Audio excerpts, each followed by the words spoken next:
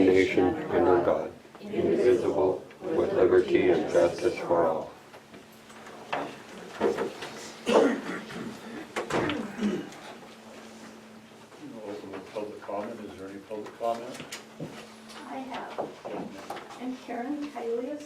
I'm a detention center nurse. I've been over there almost 11 years. I want to talk about community and transparency.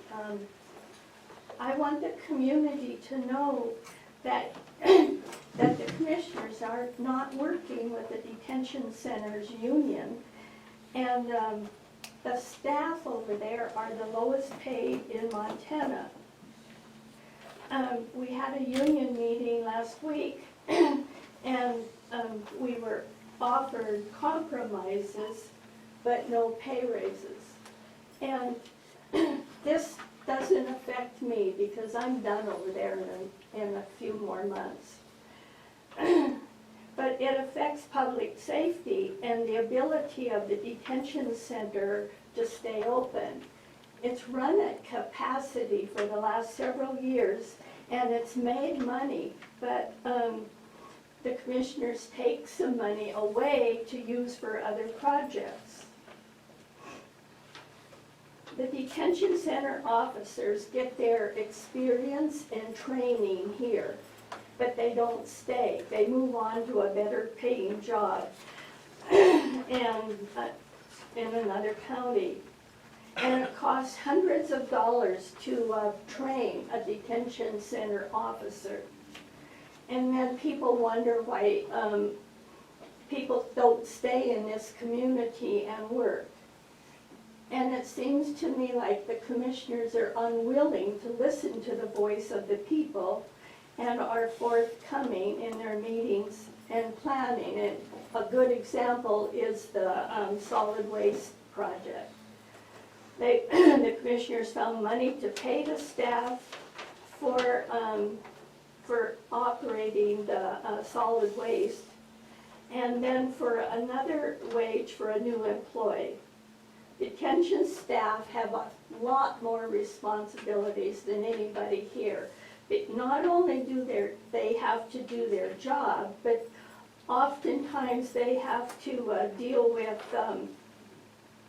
medical things because there's no need to have a nurse there more than 3 mornings a week.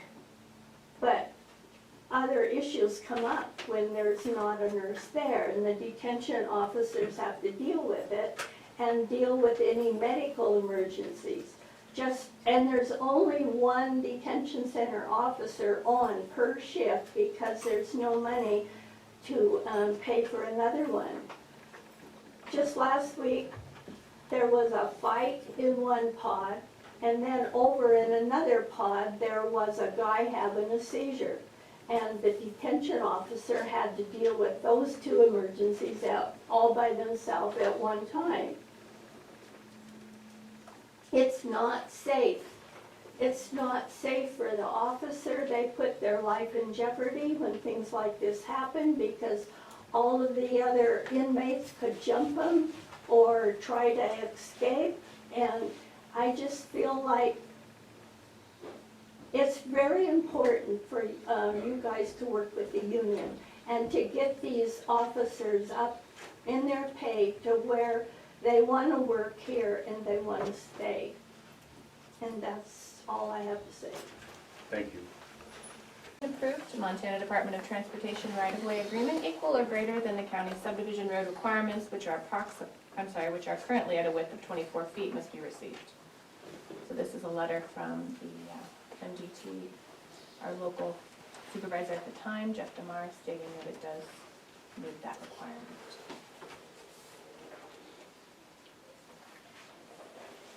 Number 3, the applicant shall provide proof of legal and physical access to the subdivision. So this is showing all of the access roads as public roads to the subdivision.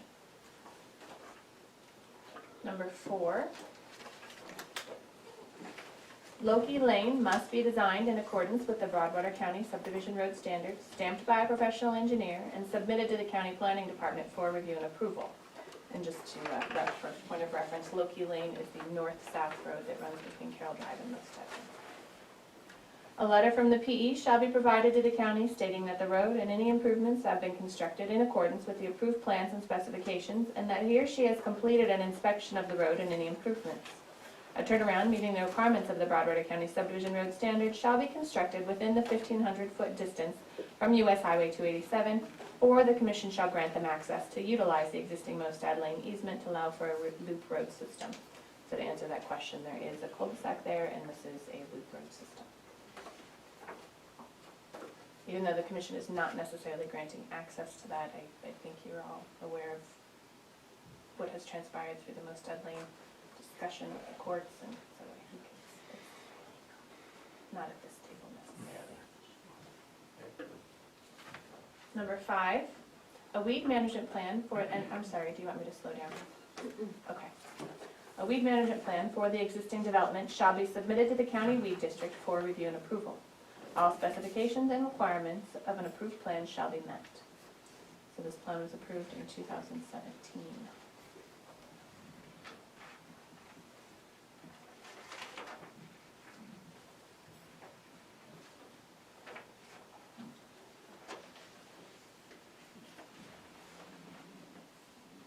Going to proceed with number 6. I do not have anything to pass around for this item.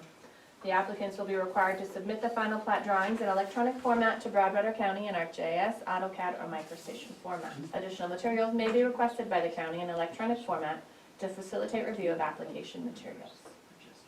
So I have received that file.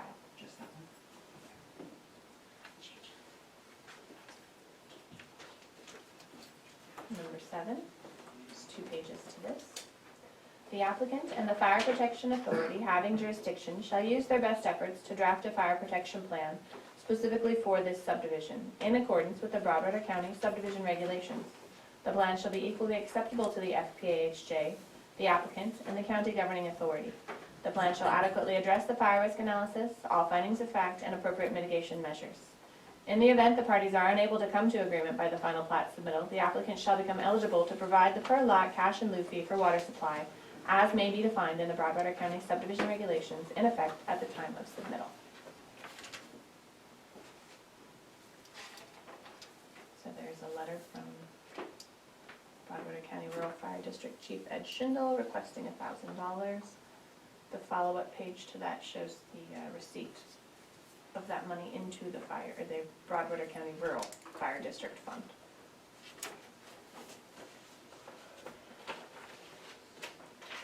Number 8 is the plat itself.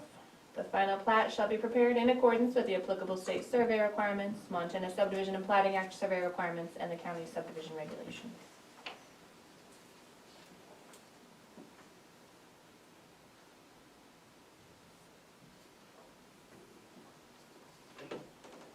Number 9, the ditch easement shall be shown on the final plat.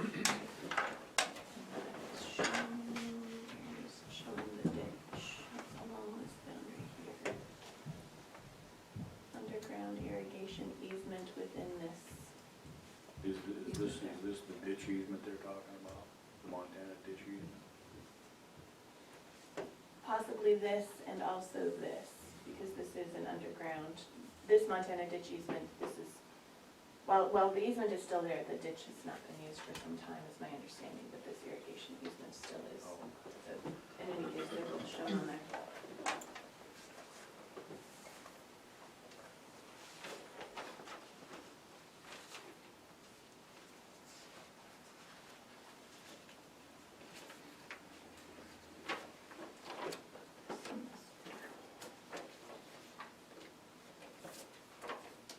Number 10, the book and page reference to the restrictive covenant filed with the county clerk and recorder shall be indicated on the face of the final plat. In addition, restrictive covenants, revocable or alterable only with the consent of the Board of County Commissioners, shall be placed upon the property and shall provide for the following. A, notification of the potential health risk from radon concentrations, and that such risk can be evaluated through soil tests and mitigated through radon abatement techniques incorporated into structures.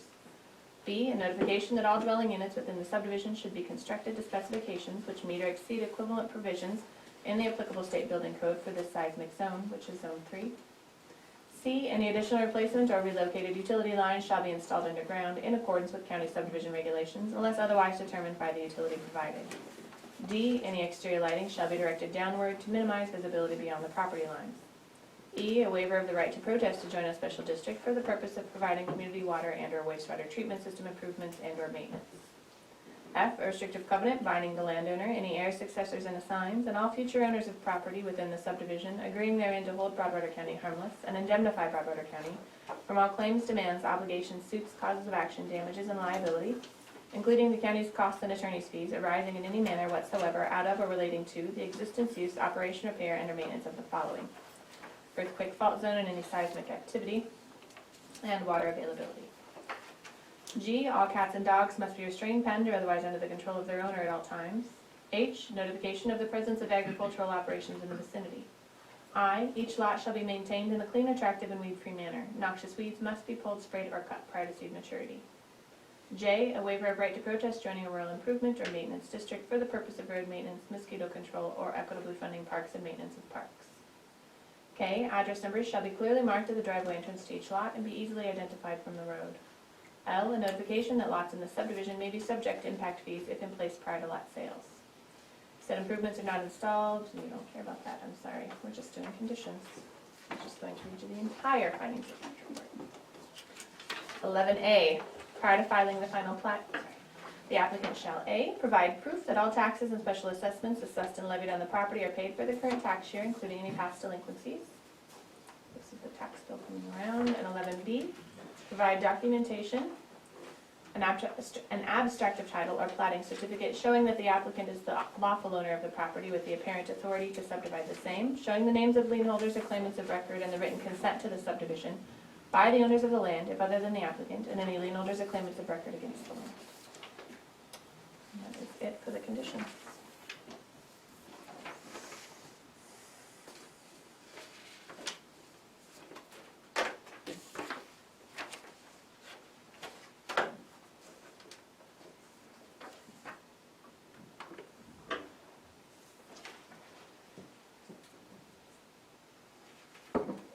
It appears that they have met all the requirements that we set forth in the preliminary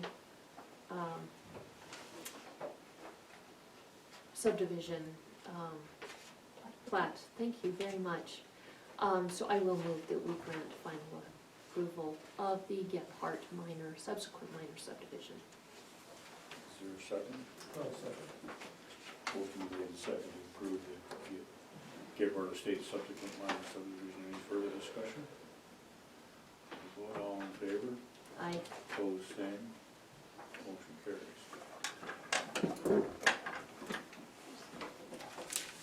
Thank you very much.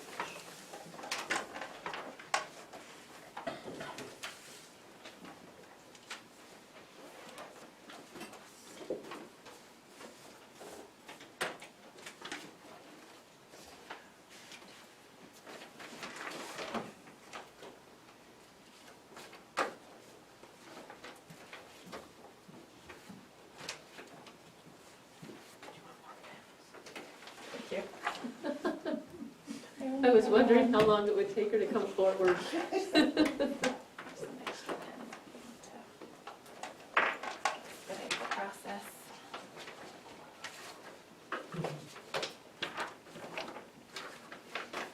I have added that into my budget for next fiscal year, more special pen.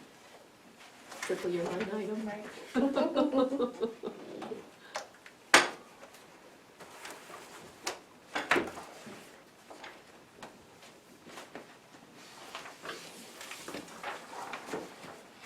Thank you.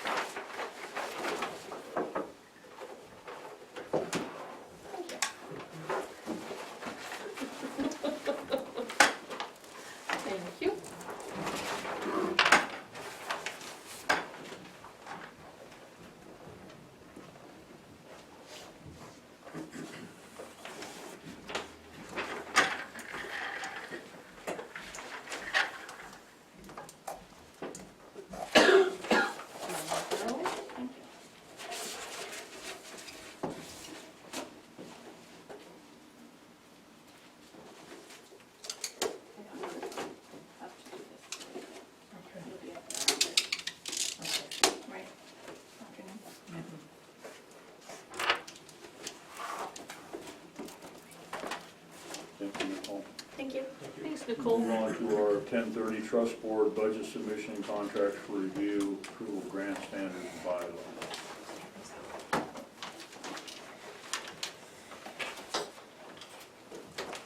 Here's revised grant guidelines and the grant application. That's what you said via email, correct? Yes, okay, just printed. And then revised bylaws, there was a typo, I think Darrell pointed out one typo. But yeah, you do have these, yeah, not changed from the email I sent. Perfect, thank you.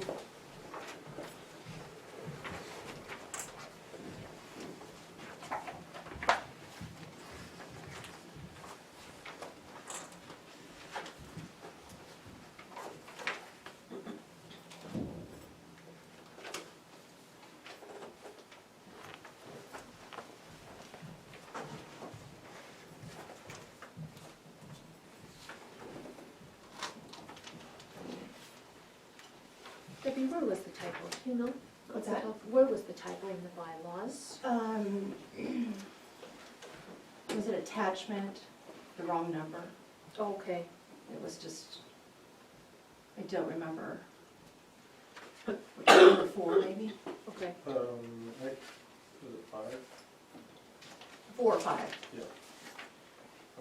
It was incomplete, it didn't have the correct. Darrell pointed it out. Okay. That's all, literally all it was in the bylaws. Well, based on our review from last week, I move that we accept the bylaws as presented. Is there a second? I will second the motion. Motion's been made and seconded to accept and approve the bylaws of the Broadwater County Trust Board as presented. Any further discussion? All in favor? Aye. Opposed, same. Motion carries.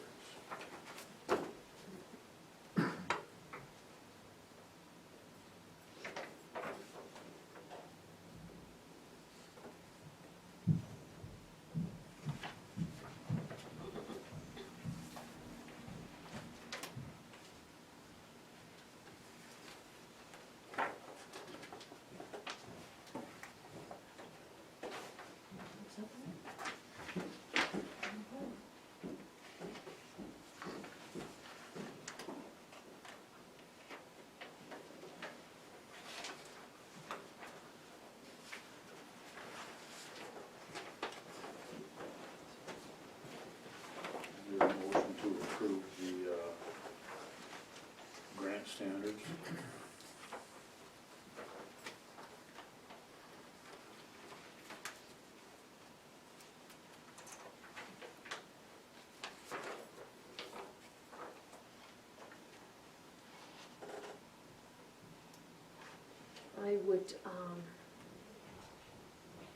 I would really like to see what is eligible, what isn't, and something I did not think about until this morning is an appeal process.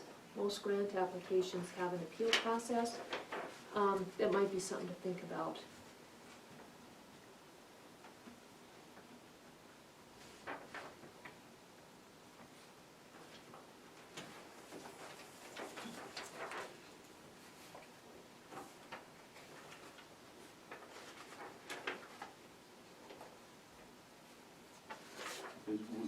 When your board was created, was there as part of that creation of what's eligible for grants, or is there? Recreation, general criteria, Broadwater County Recreation. We left that as open as we possibly could. Okay. I know you guys monitor funds heavily because your constraints. We bring gifts, we're over $1 million today. So Yeah. I think you've done tremendous for this county. we've been fortunate. Yeah, we have. We've been very lucky, and I'm very proud of the work that you've done.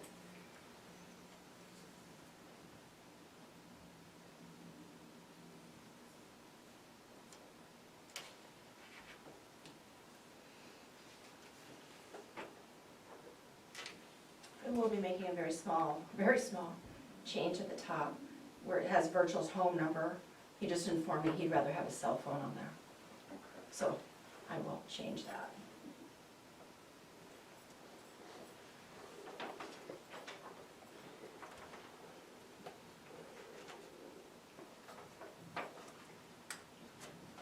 Maybe Gary told you, we don't have a budget today. We meet first of the month, or the ninth. July 9th. July 9th, and we'll get together then and add in the stuff you guys have recommended and Okay. adjust our budget accordingly.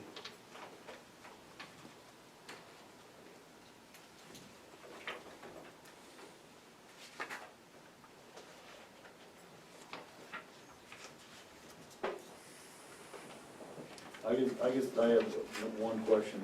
If you have a project on private land, how do you deal with that? Or have you had any yet? We have, yeah, we have kind of, that's, and we talk about it. We haven't excluded it, we haven't said, no, that won't work. We've said, well, we'll study it, all of a sudden leases, caveats, who owns what, is it in the public interest? So there's a, but we haven't excluded it, because we didn't want to box ourselves in case something we can't foresee would prevent a good project, so.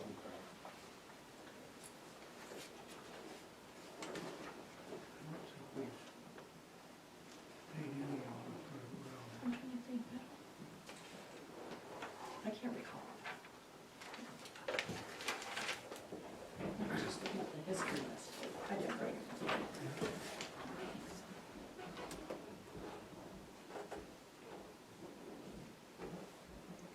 Is there a motion to approve the grant paperwork, the grant application?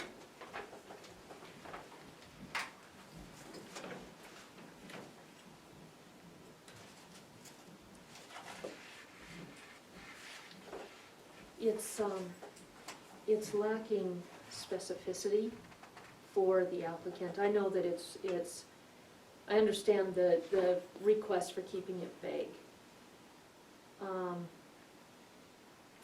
My concern continues to be from the perspective of the citizen. This is their money. And I think it should be clear to any citizen who's interested in a grant, what is eligible, what isn't, what they need to do to be successful. There's a number of spots in the application that do not match the standards, so I think that needs to be looked at and corrected.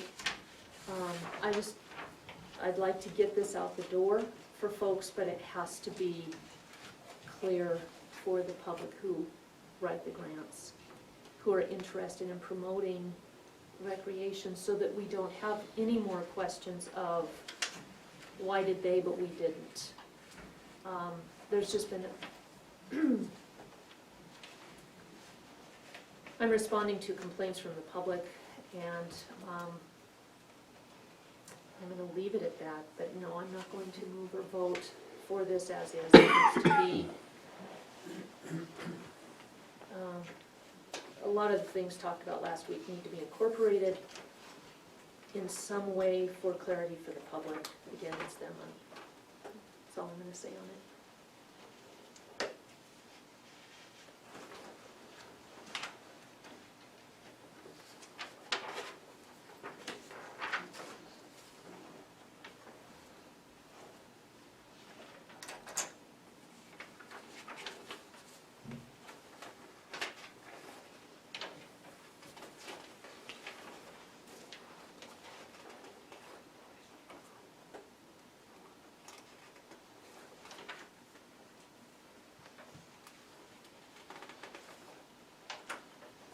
So I guess, how do you guys do that right now? I mean, so if somebody approved or denied, whichever way it is, do you guys usually meet with them and discuss the reason why, or? We do, yeah, at length, and we generally, they come in, present it, we study it generally for a month, because it's, and what we're after as much as anything is public input. Sure. And rarely do we deny much. So it's, we're pretty liberal, because we've got the funds to do it, if it falls under recreation, doesn't compromise somebody else, we try to approve it, so. But we try, that's why we leave it to recreation, we try to keep it as broadly based, and if there's some way they can paint it as recreation, we try to approve it. And the good cover-up for us, or cover-up, the catch-all for us is we get to bring it to you and say, we think we've dotted all the i's and crossed all the t's. We're willing to spend the money. You guys have to sign off. So, you know, we've got $1 million, but we can't spend a dime until both boards approve it, so.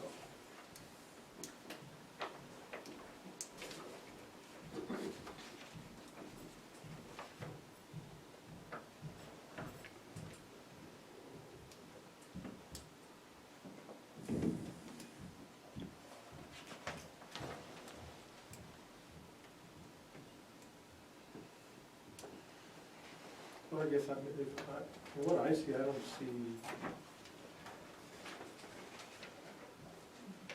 any changes. I mean, the way it's written looks good to me.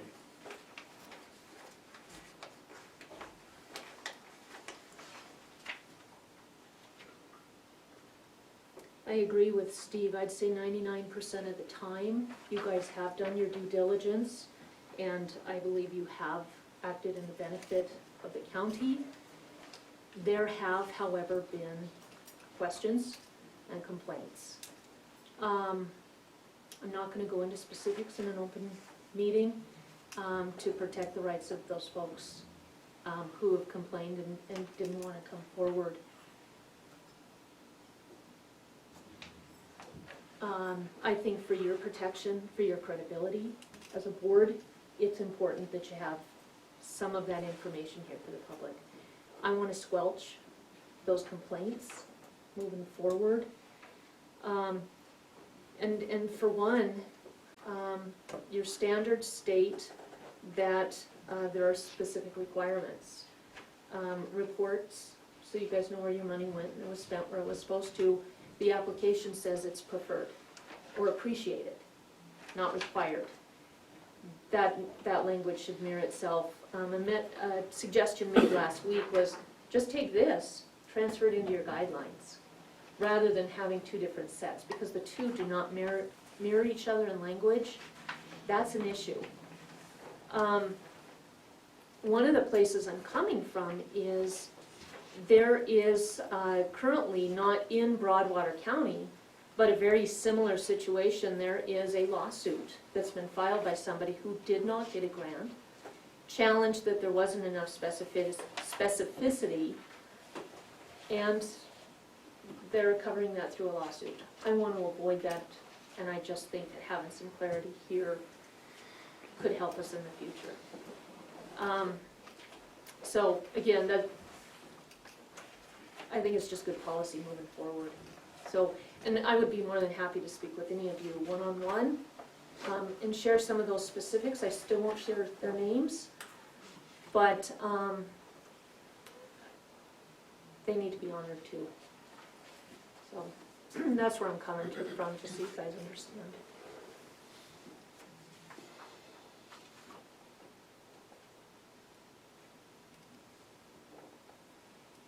And I would be happy to share with you guys the specifics and closed door again with the interest of protecting the rights of the. Well, I think we need to give these guys an idea what we're asking, because they can't read our mind. And I said a lot last week. I would hand off the ball to you guys and absolutely welcome.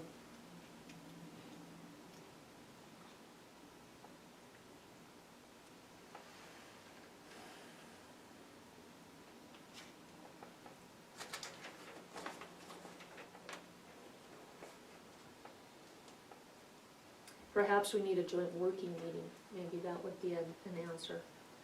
Just throwing out ideas.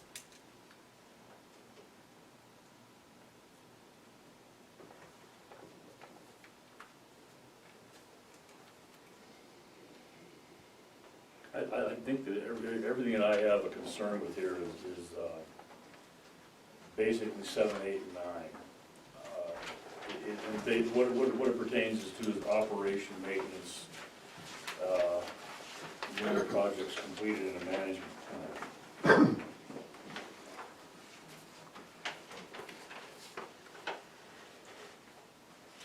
I think my issue with it is that some of these projects, like the wheelchair lift at the Silos boat ramps was, it seemed to me that maybe there wasn't clarification to them that they had to maintain that. Is there an outlet for machinery and maintenance of that machinery, or is it for the, I mean, how do you cover that?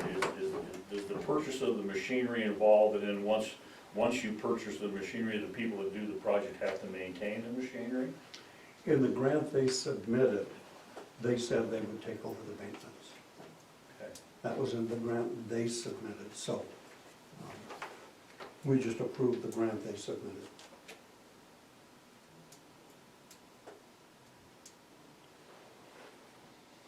But we do try to cover that on every application. Who's in charge of maintenance? So, that was an extremely minor one, but there could be big dogs out there, and all of a sudden there's $50,000 a year maintenance bills. But so we always cover maintenance in the agreement, in the application. You always cover you don't necessarily cover the maintenance, but you cover that there's a program to continue and have that maintenance. Yes. Okay. And who's responsible for that? Okay. And generally, we require that whoever the grant applicant is covers the maintenance. And that's what the applicant accepted that when they put in for the grant. Okay. Yes, Virgil? Those are issues that we try to be very careful with. You put up a project or building or this sort of thing, and if the group that requests cannot maintain the building, or whatever it happens to be, then the trust board and the commissioners become the maintenance people who provide the funds for the maintenance. And we try to avoid that if we possibly can, because there's going to be times when some of the maintenance will become major. And we try to identify those things early on, so we're not bleeding the account. At the moment, we have sufficient funds. There's been times in the past there was nothing. So those are the issues that we try to address in as much depth as we can. I'm going to digress back to the wheelchair. It was Walleyes Unlimited and Sharon Walker. I think it's a JSA or JSJ. They signed off. They would take care of maintenance of the application. So I guess the question I have is probably relates more to the softball field in that situation, but if SJS is out of that operation, then the walleye people are dysfunctional, where does that go to? Which is basically what happened with the softball field. The softball association no longer exists. So now we have a softball field that has no funds, no maintenance. And then that comes back to the county now. In that particular case, if it comes back to the county, then the Recreation Planning Board then becomes involved from my point of view. Okay, that would be the representative group that assists the commission in taking care of it. Okay.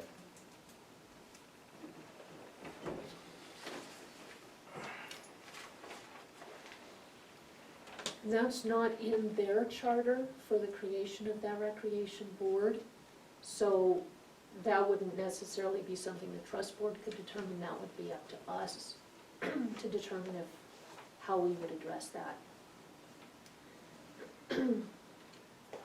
But I do wonder about maybe an appeal process that includes the recreation board, since that was just brought into it.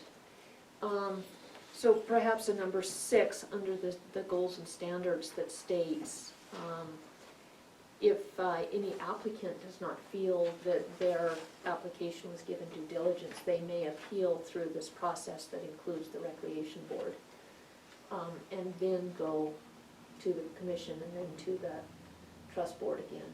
What do you think about that? I'm not excited about it, Okay, personally. so an appeal process, what would you suggest? Who would conduct the appeal? Well, that's what I'm wondering.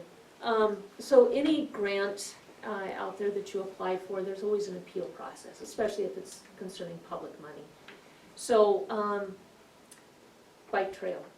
Bike trail years ago, there was a series of grants. The last one was to be on the trust board, and that was denied. An appeal process probably would have been an appropriate step at that point. What would be an appropriate appeal process? Or another one, the search and rescue turned in an application that was incomplete. It came to us, we couldn't accept it because none of the checklists had been done in your application. We sent it back to you, and there was a year delay on that. What would be some of the things that we could do to streamline that? Search and rescue should have been able to get started a year earlier. They couldn't because what came to us was incomplete. I guess that one doesn't really go to an appeal process, but that's what I'm looking for is how do we make it more clear for the public what their opportunities are, what their rights are? So I don't think this is tough at all to come to some language. But I will say, we went through the specifics last week. You have in your goals and standards that reports are required. Let's marry that to your general grant guidelines. To Daryl's point of let you know what we want, maybe play the video of last week's meeting and just go through and do that, or use this and just substitute it, because this is more clear anyway. And then I would suggest maybe if somebody does not agree, they are welcome to come back to the trust board. I don't know, whatever you guys want to brainstorm amongst yourselves, you are the trust board. All I'm saying is, if you look at any other agency that grants money, you will see an appeal process, and I think that's appropriate to add. And clarity. So that's all I'm asking for. It is not a heavy lift by any means. We'll certainly visit about the appeals process. We've studied this, and there may be some articulation that may be cleaned up, but we've really tried to cover all the bases. And those very few applications that we have turned down, we've actually almost generally asked them to modify it to meet the criteria. We would advise them, you don't meet it because of here or here. And when it came back the second or third time and it still didn't cover our needs, we finally turned it down, but we're not heavy-handed. And I think that's what we all want to avoid. That's why clarity is so important. And anytime you're on a public board dealing with money, not everybody's gonna be happy, as you guys are well aware, so.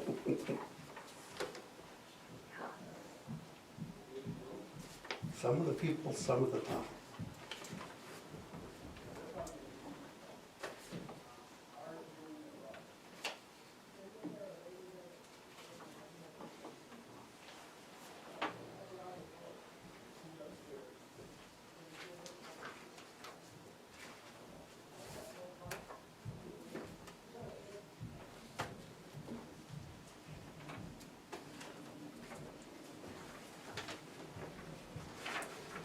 I appreciate the goals and standards, though, huge step forward. Really appreciate that. We put a lot of time and thought in that. That's, Virgil did an excellent job on that. And, I can tell, it's well done.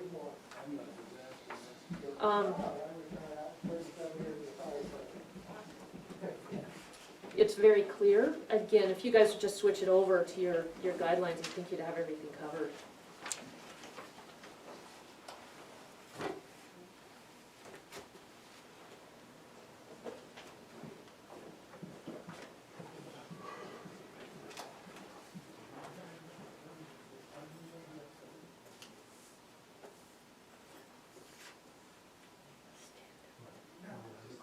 Yes. Yes. Since it all falls under recreation, does the state not have a set of guidelines for recreation? Because recreation is recreation a right or is it a privilege?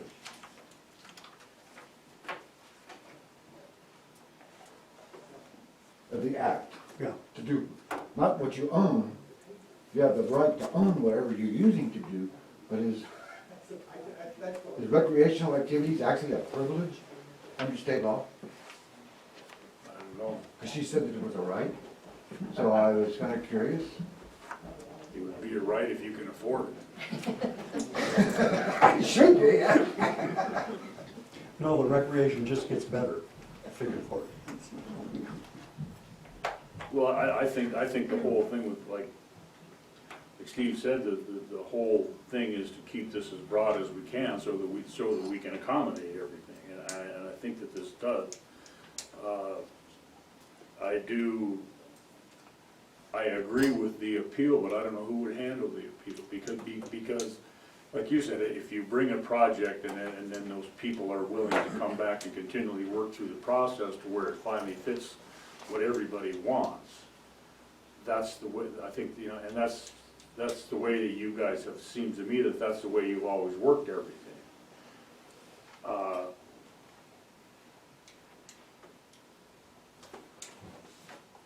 I guess that there, maybe one way to address that would be to have some kind of language in here that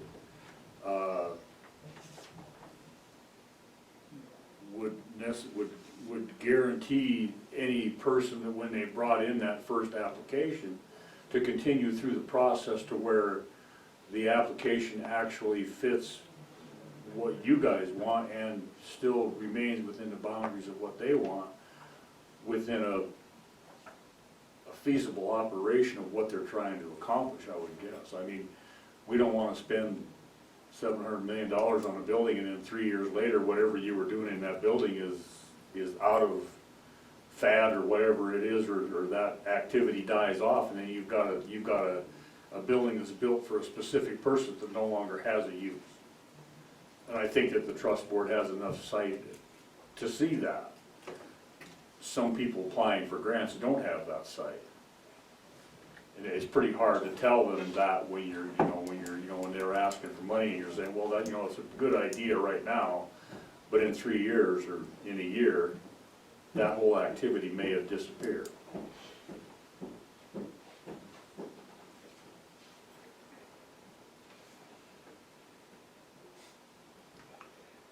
In the interest of a compromise, perhaps we go ahead and adopt the application with those few little corrections, marrying the language. So if it says required in your standards, it needs to say required in the application.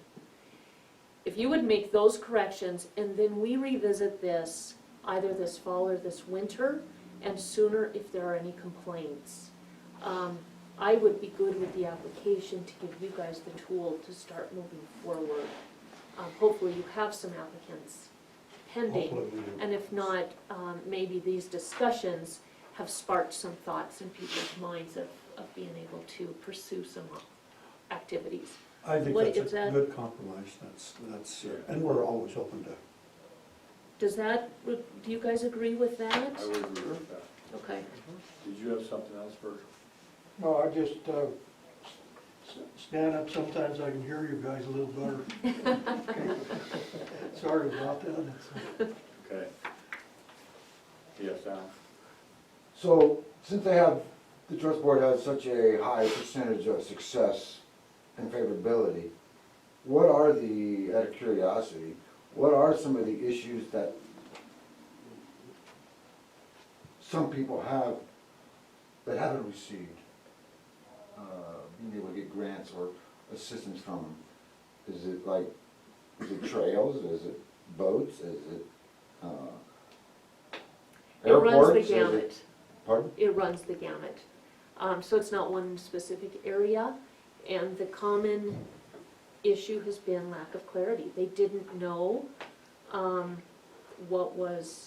what they could be granted for.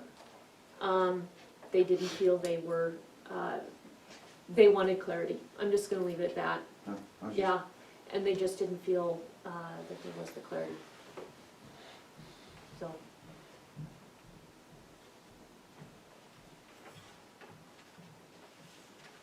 So we have a motion to adopt these goals and standards along with the grant application process. And then revisit these this fall or winter.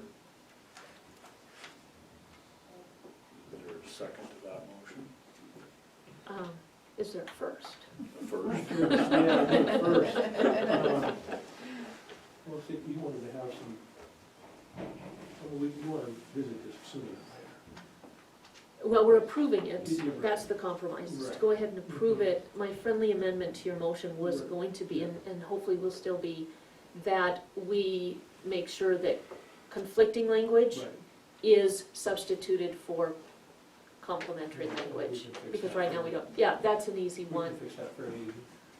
And then just revisit how it's working Mhm. and what the perception of the public. Members of the public are not always gonna come here to complain.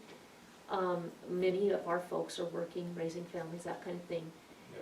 So if their response is, you know what, it's working a whole lot better, then I think we continue on. If not, maybe we have something more concrete that we can add at that point from those folks. So that's the thought behind the compromise.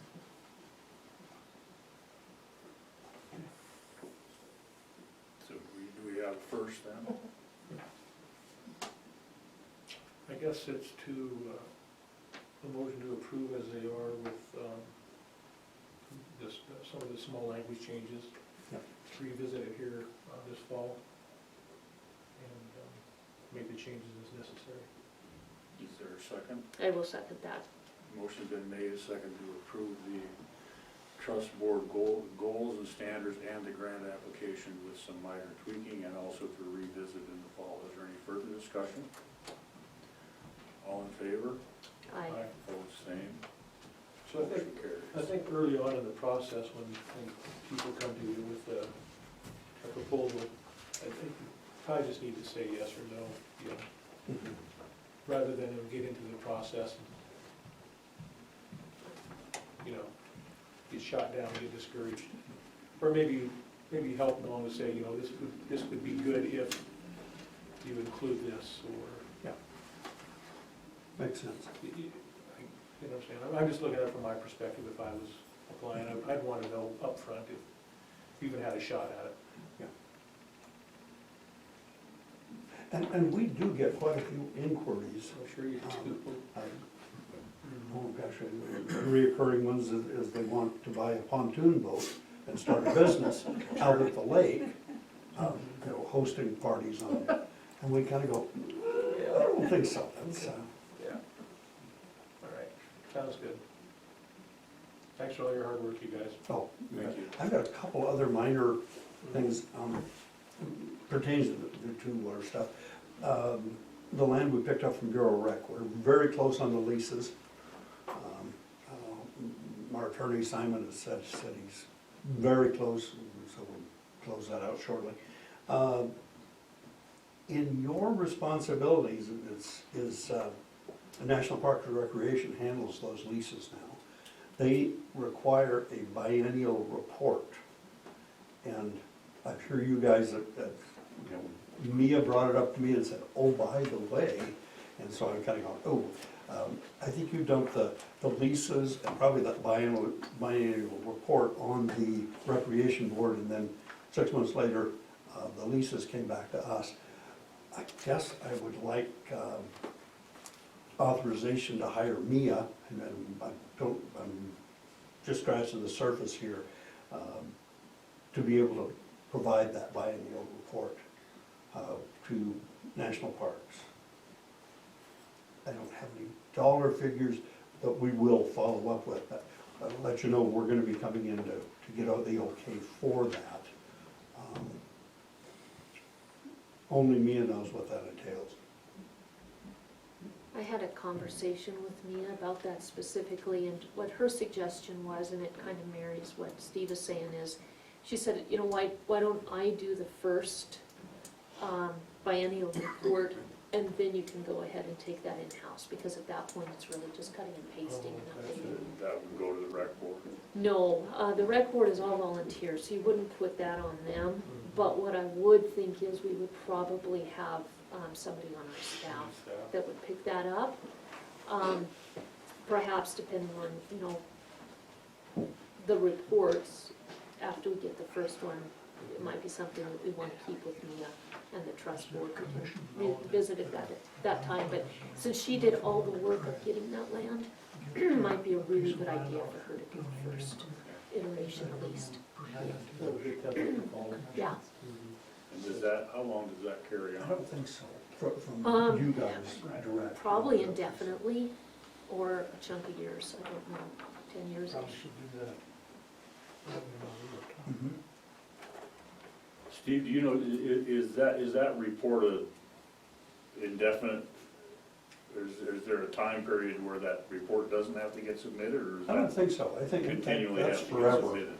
And I think they gave us 2 years to get the first one done, kind of like the leases. And then I think it's staged, I think it's 5 and 10, you know, it gets to where Okay. it's, and I don't think it's an in-depth report. But national parks, you know, it's gonna be a federal report, so. Okay. But I really like that idea of having Mia do the first one, because she knows how, and then Yeah. all of a sudden it's canned in for one of your staff members. That's no cost then, so, or minimal. Right. We'll have a better idea after we see that first report, how to move forward. Mia's really good with our funds, I mean, she is. We've had, you know, several agreements, ongoing agreements with her on land acquisition, and they've virtually all fallen through, and she's come to us and said, why don't we just put this on the back burner, and if something comes up, fine, but I think Virgil's gonna follow up on that land. Okay.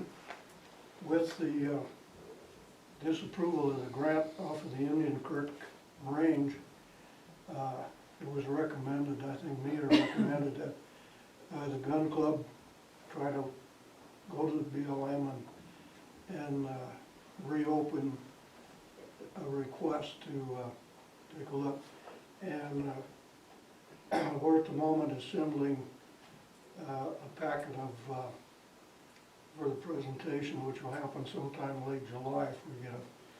And I don't want to do that until the commission is in agreement.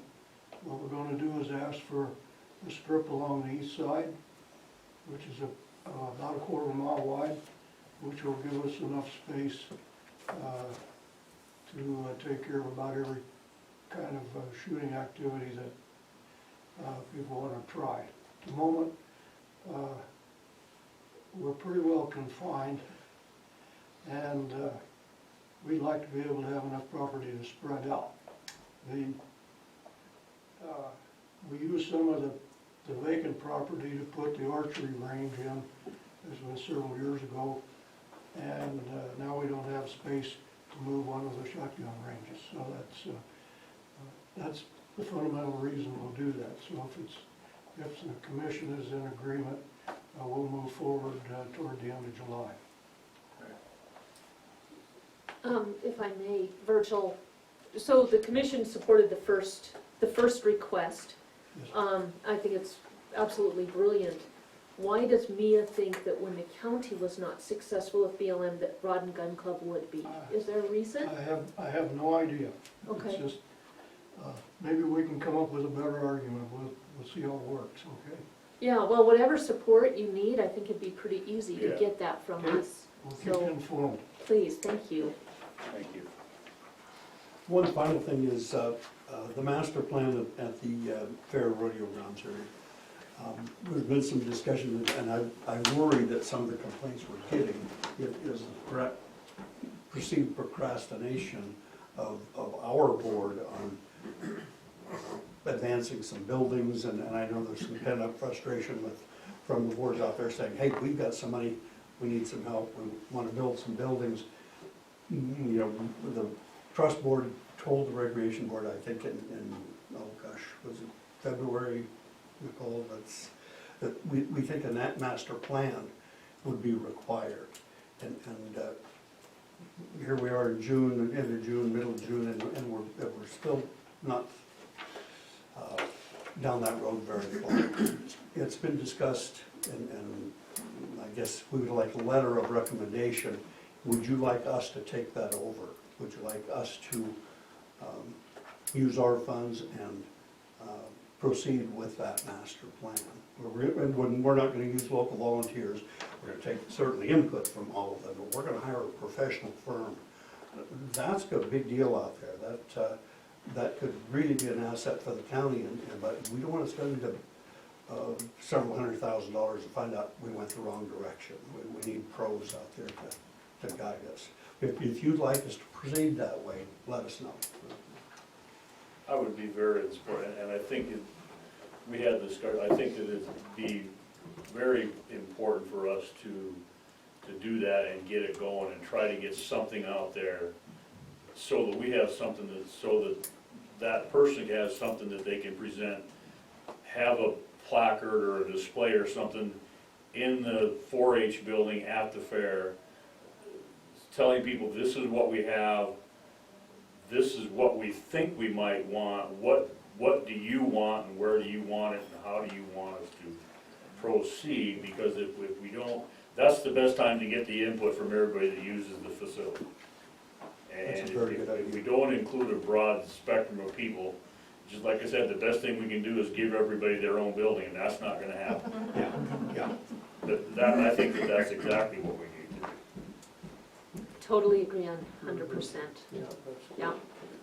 And then, you know, the other part of that equation is once if we decide that we're gonna do that, then we have all these different entities that need to be brought together.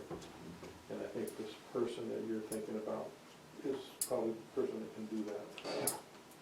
That's gonna be expensive, and since we've started these discussions, we kind of ran the balloon up, and it is so, you know, you have to go out to the buildings we have. What kind of condition are they in? We have to have an architectural study done on what we have out there. And some of our buildings are in not very good shape, and we need a report, find out where we're at. And there's so many things that stack with that, but we're probably talking just short of $50,000 for summation on this. Very expensive. Yeah, if you could just keep us in the loop to follow the public process on that. Yeah. And all contracts need to come to us. Absolutely. So any that you have outstanding, if you could bring them in so that we have records Well, of I that. don't think we have that's much right now. We've got the attorney that we got approval on when you dump the leases on us, and have till August to complete that. So, yeah, but I think that's about the only thing we've got at this period of time. You should have a contract with Debbie. We should have a copy of that, and then any that you have with Mia. Those are the only ones I can think Yeah, of. $25. We probably need an actual contract with her on just from a legal standpoint. I mean, we pay her $25 an hour, and she charges us for about 10% of her time, so. I know I talked to her several times a day. You know, the county, the generating that $1 million, we use Stockman Wealth Management, and that's not an easily managed fund. It's a fund that we we discuss with those people on a fairly regular basis. But it's served us extremely well. If we'd have taken that and just stuck it on interest, we would not, we would have like 200,000 today. So we've been, Ron O'Donnell was a CEO of that fund for a number of years and does a marvelous job, and when things are good, he calls. So he is, we've got some really good people. And of course, then I call her, and so that's, she spends a lot of time that she doesn't charge for, so. Okay. Anything else? As we move forward on this, we will incorporate with the recreation board on how we're moving forward on this. Yeah. Probably be a meeting or two together, if that's all right. Yep. Okay. Yep. Anything else? I just don't think we can wait on the budget because we've Yeah, got to they get were preliminary. So I think we have to do something today, and I think adhering to Okay. the 3% increase without other departments is Laura, I important. had a meeting with Debbie Kelly last week, and I specifically asked her if it was okay to wait for the next trust board meeting, and she told me yes. So I went off, I communicated back to the trust board. that Okay. Their next meeting was July 9th, and she was fine with that. Okay, we'll talk with Debbie then. If she Yeah, thinks that's that's what fine, then that's good with me. Just so you know. I- And I Okay, think our adjustments reflect what Debbie had in mind. Right. So, Oh, okay. you know, we put that almost $900,000 in spendable, and I listened to Debbie's recording, and her concern was, oh my gosh, you can't give somebody $900,000 in spending authority. They'll come to the end of the fiscal year, oh my gosh, look at all the money we got. Well, we generate the money, we can't spend it without your approval. So, you know, if you had $10 in there, I mean, we're gonna bring the in and we're gonna pester you with it anyway. So it's whatever number you want in that, makes no difference to us. So, Okay.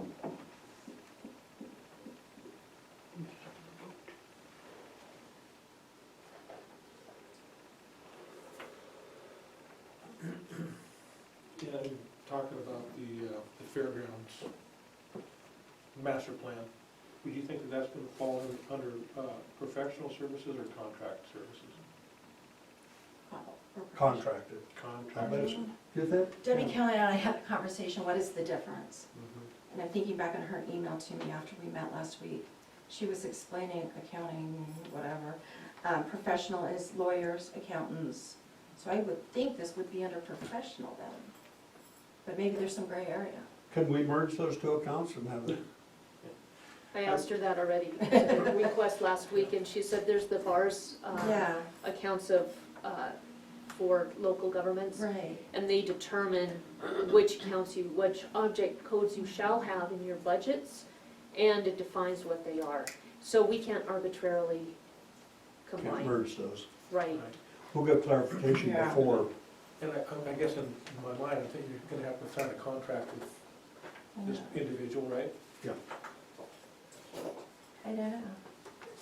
I'll get with Debbie Kelly also, Okay. because we kind of went through that with last Right. week. I guess just so that Yeah, budget-wise, that we have the proper amount in that line item for you Yeah. guys Good point. as to what you're thinking. Okay. We'll make note of that. And we'll get clarification what bracket to put it in yeah. and make sure we have an adequate amount there for that. So, But I had told Debbie the trust board meets July 9th, and we would have that revised budget to the 10th. So it'll be on the agenda the next Monday, whatever that is. And that was okay with her. So I guess let us know if it's different. Okay. That's what I communicated to the trust board. Al Christopherson sent us a note this morning and said, I'm staying in a very luxurious suite in the Deaconess Hospital in Bozeman right Oh. now. And he didn't elaborate, so hopefully it's, I know he didn't visit with him, he didn't have anything scheduled, so I hope it's nothing serious. That's posted later. I have something else, my claim was denied last week. I saw in the video, there were questions about my claim. Are we, But your claim wasn't denied, oh, but okay. there are questions about it. So what's the process, I guess is my question. How do we appeal that?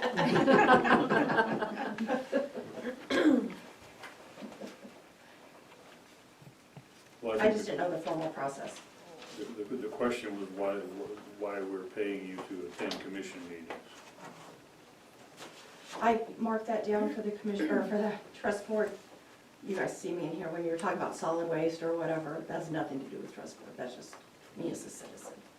But anytime I see on the agenda, budget, BOR, silos, I stick my head in here for, you see me come in and out. Okay.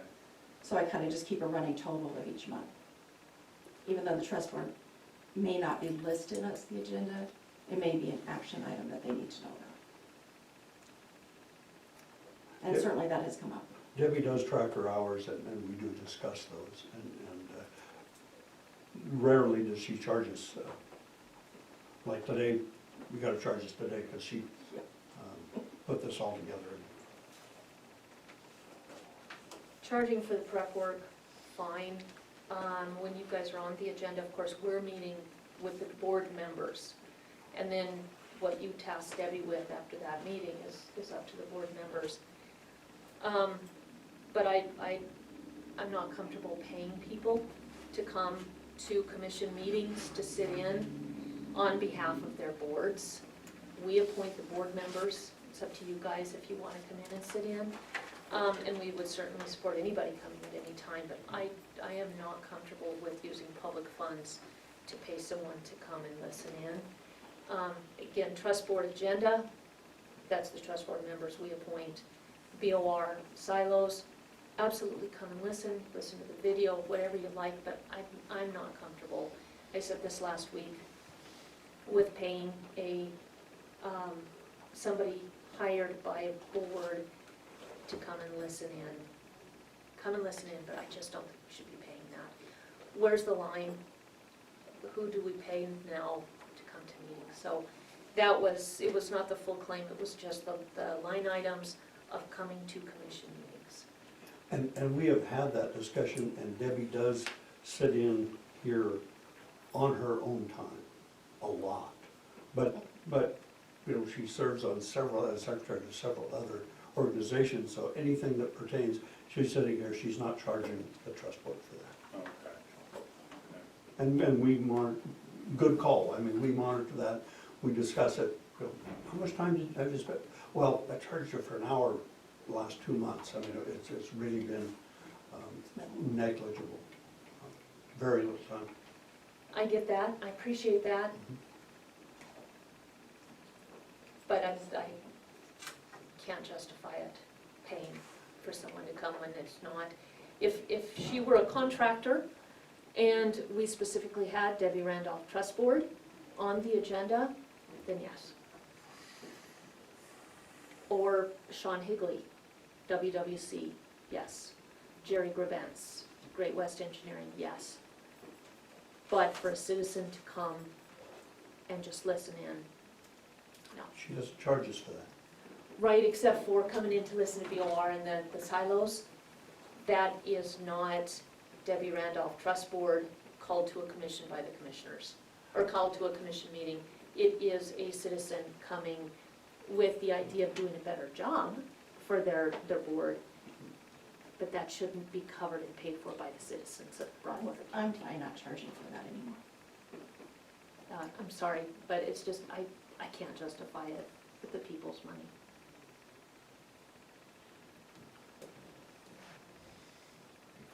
Curious, because I have attended rec board meetings at the request of the trust board when they attend rec board meetings.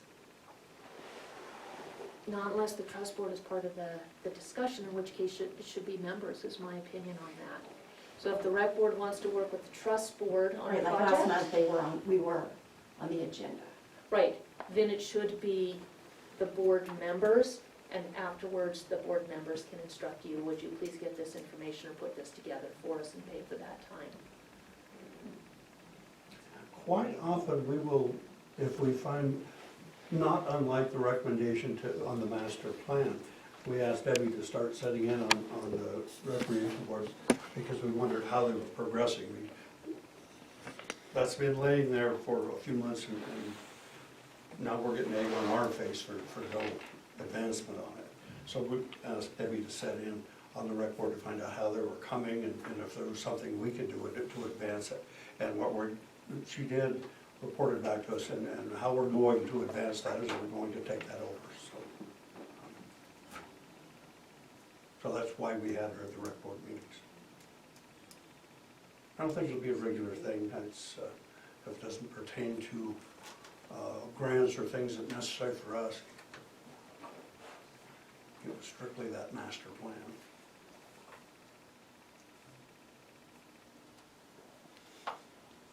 So these charges that you have, this is time that the trust board requested you to attend a meeting, is that essentially what that amounts to?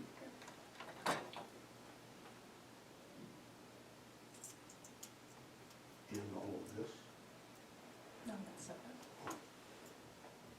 We're talking about $37.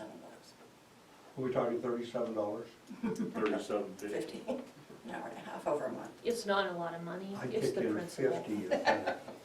Without the minutes, Ann. For you today, that's, You sure that's in the minutes? yeah.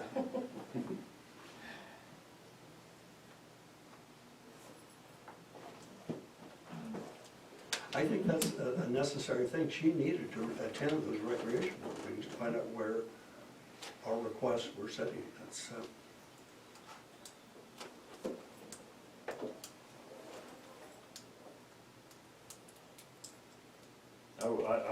I think that if she's coming at the request of the board, I think that it's a legitimate claim, because they're requesting her to come and report to their members.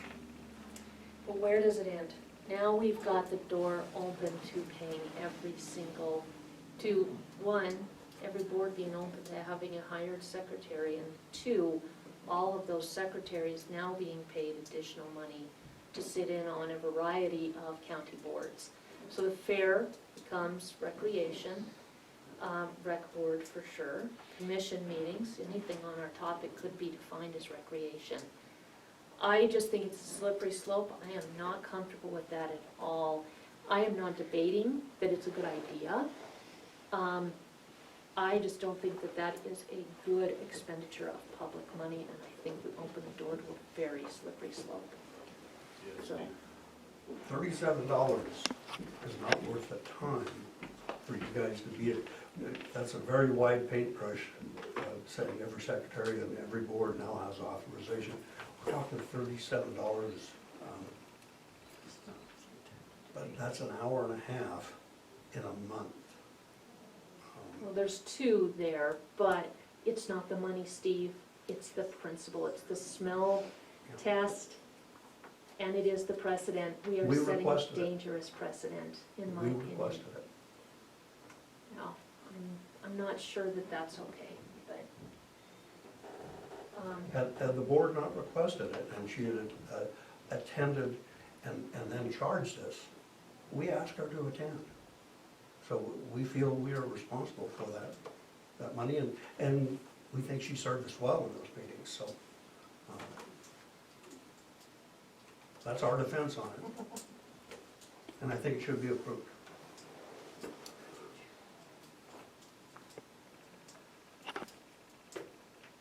What do you think, Darrell? Well, I mean, they asked her to attend. I mean, in my mind, that was the reason she was here. I don't have a problem with that. Understand what we're saying?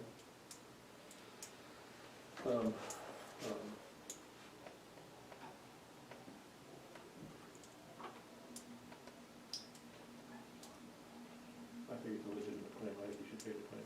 and is this something that, this is a one-time occurrence? We're gonna pay this claim only, but not in the future? Because that would be a way of kind of helping to not set a precedent.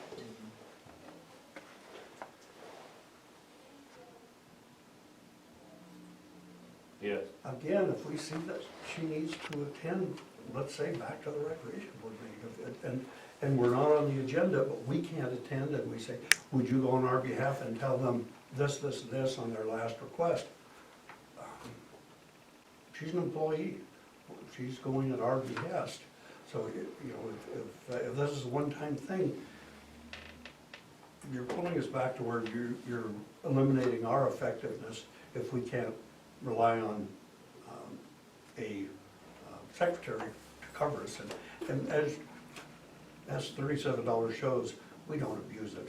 She doesn't abuse it. So it's, Can we table this pending our closed door this afternoon and talk about this and some of the other issues Yeah. that have come up? Yeah. All right.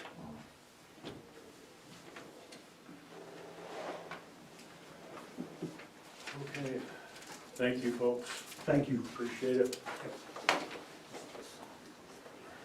Sean Rowland, Thank you. Contract Sanitarian, Nicole Brown, Community Development Planning. Oh. It's, Nice stuff.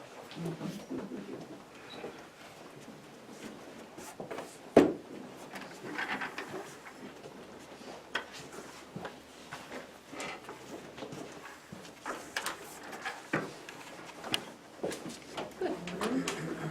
Morning.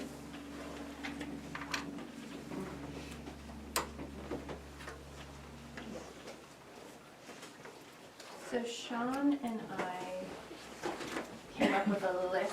I know we have not communicated with you on this topic necessarily, other than at a previous meeting when we spoke about what some of our needs might be. So if I can make a request, can you give us a little direction why this topic was on the agenda? What are you looking for from us before we just, I think we're looking at a definition of where these hours are going and what we're doing with the personnel for planning and sanitation, and who's gonna, what the involvement in the GPS GIS is gonna be. And the purchase of the GIS. I think you already had some prices on that, didn't you, for those units? so at this time, the GPS unit, you know, once both of our budgets are approved, then we'll be coming to you to make that request to purchase the GPS unit.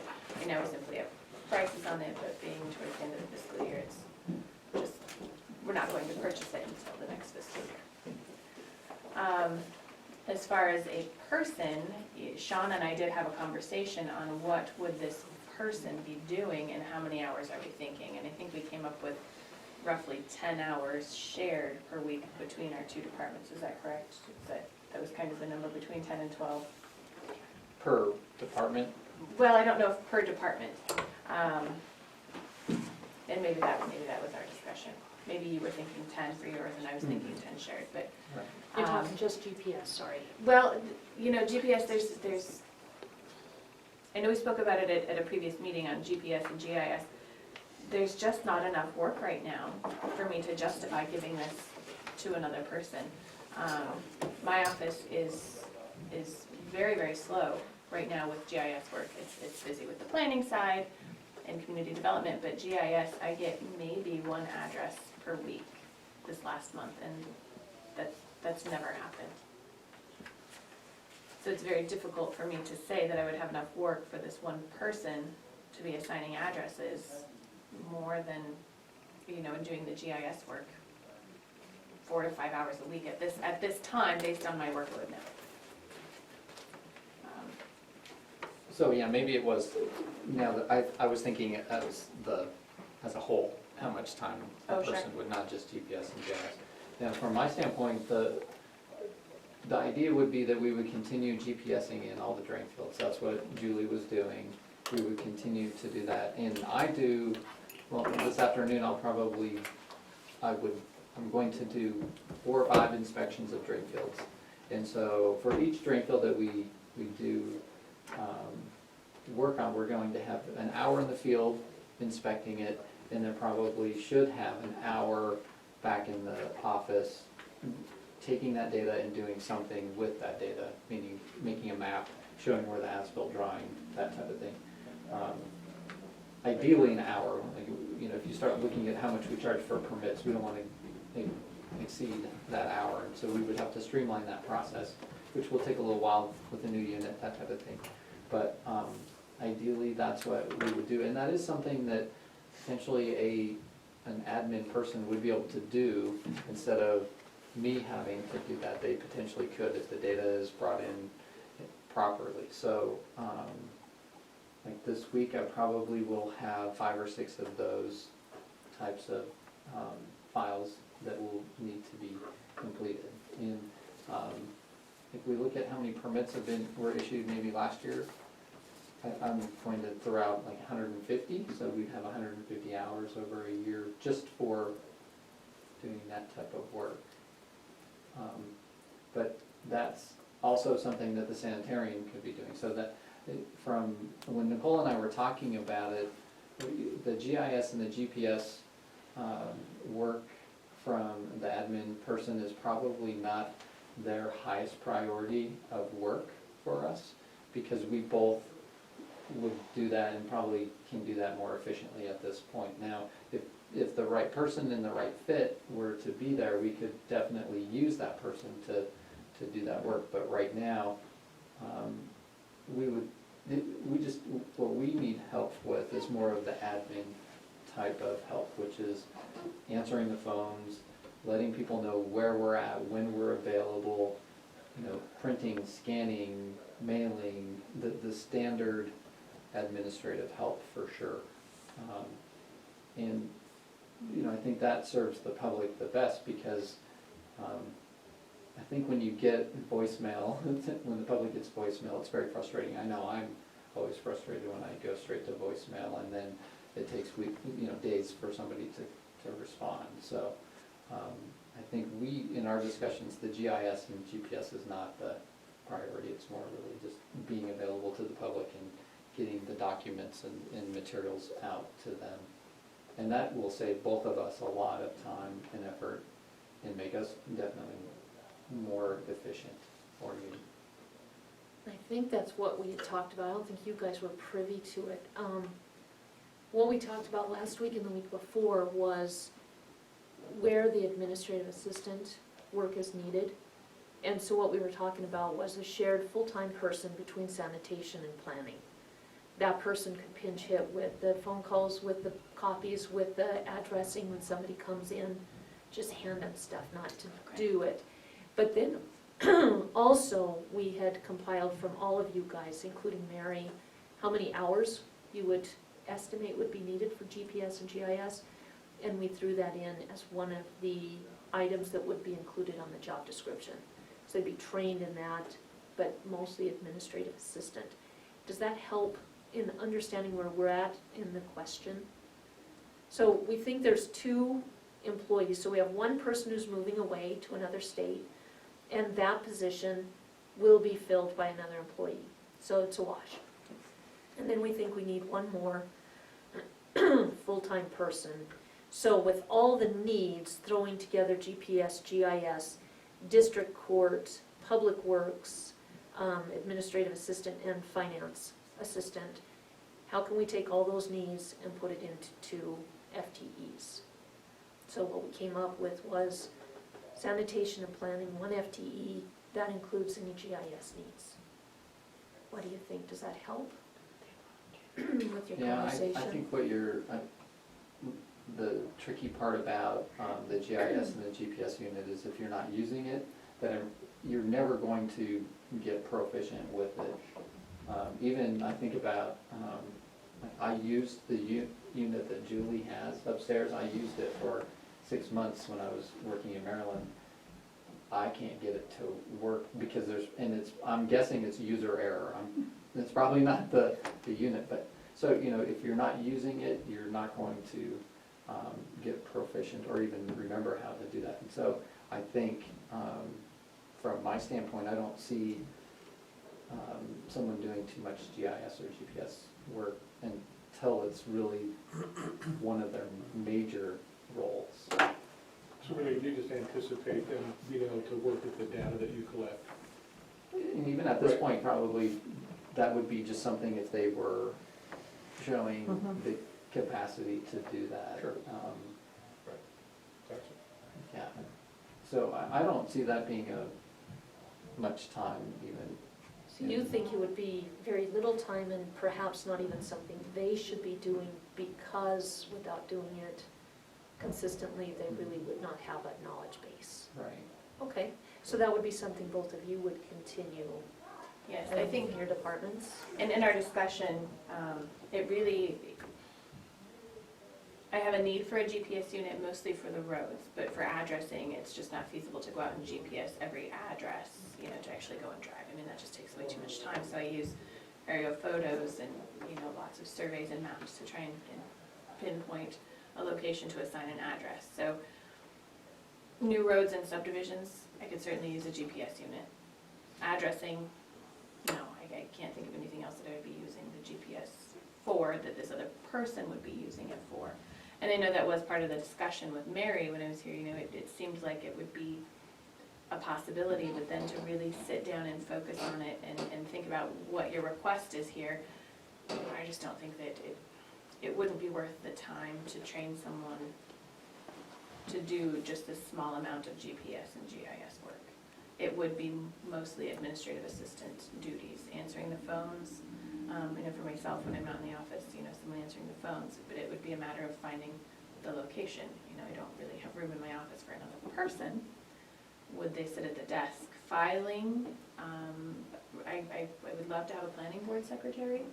I would love to have a recreation board secretary. I'm sure there are other boards that I'm not managing that would be, could benefit from a paid secretary. So if you Just my had thoughts. administrative assistant, you guys would continue the GPS yourselves? Correct. I would prefer to, speaking for Okay. myself. Yeah, I think so. Okay. That clears up my understanding. I don't know the GPS machineries or processes, so I'm coming at this very ignorant, so that I appreciate that. That helps. And frankly, we shouldn't be paying either of you for administrative work, because you have other things to do. Now we know part of that's GIS and GPS. So, what do you think about a secretary or administrative assistant staying in Sean's office, your office now? But you could transfer your phone when you're gone. You could leave your door open and they could retrieve, again, addresses to hand people. Would that work, in your opinion, to have them have a stationary office just across the hall? Absolutely. You'd be good with that too, Oh, yeah, Sean? absolutely. I'm not surprised to hear that. Yeah, I think, you know, we would want to look at some way of making it more, just the way it's set up, and there may be a little more friendly to the public to coming in. Maybe a countertop or just a high desk or something that's going to be a little more inviting to them, just the way we have it organized right now. I don't feel like it, that, you know, people kind of come and wonder if they can come in there, so. But that's an easy remedy, I believe, so. And with our maintenance staff, Yeah. that's where they excel, is in that kind of stuff, Yeah. so, yeah.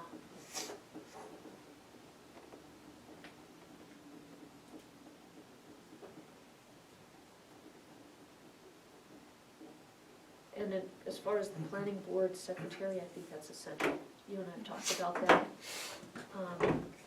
You are the planner, the community development director, and I think it's important that your board, the planning board, see that there is a secretary and it's not you.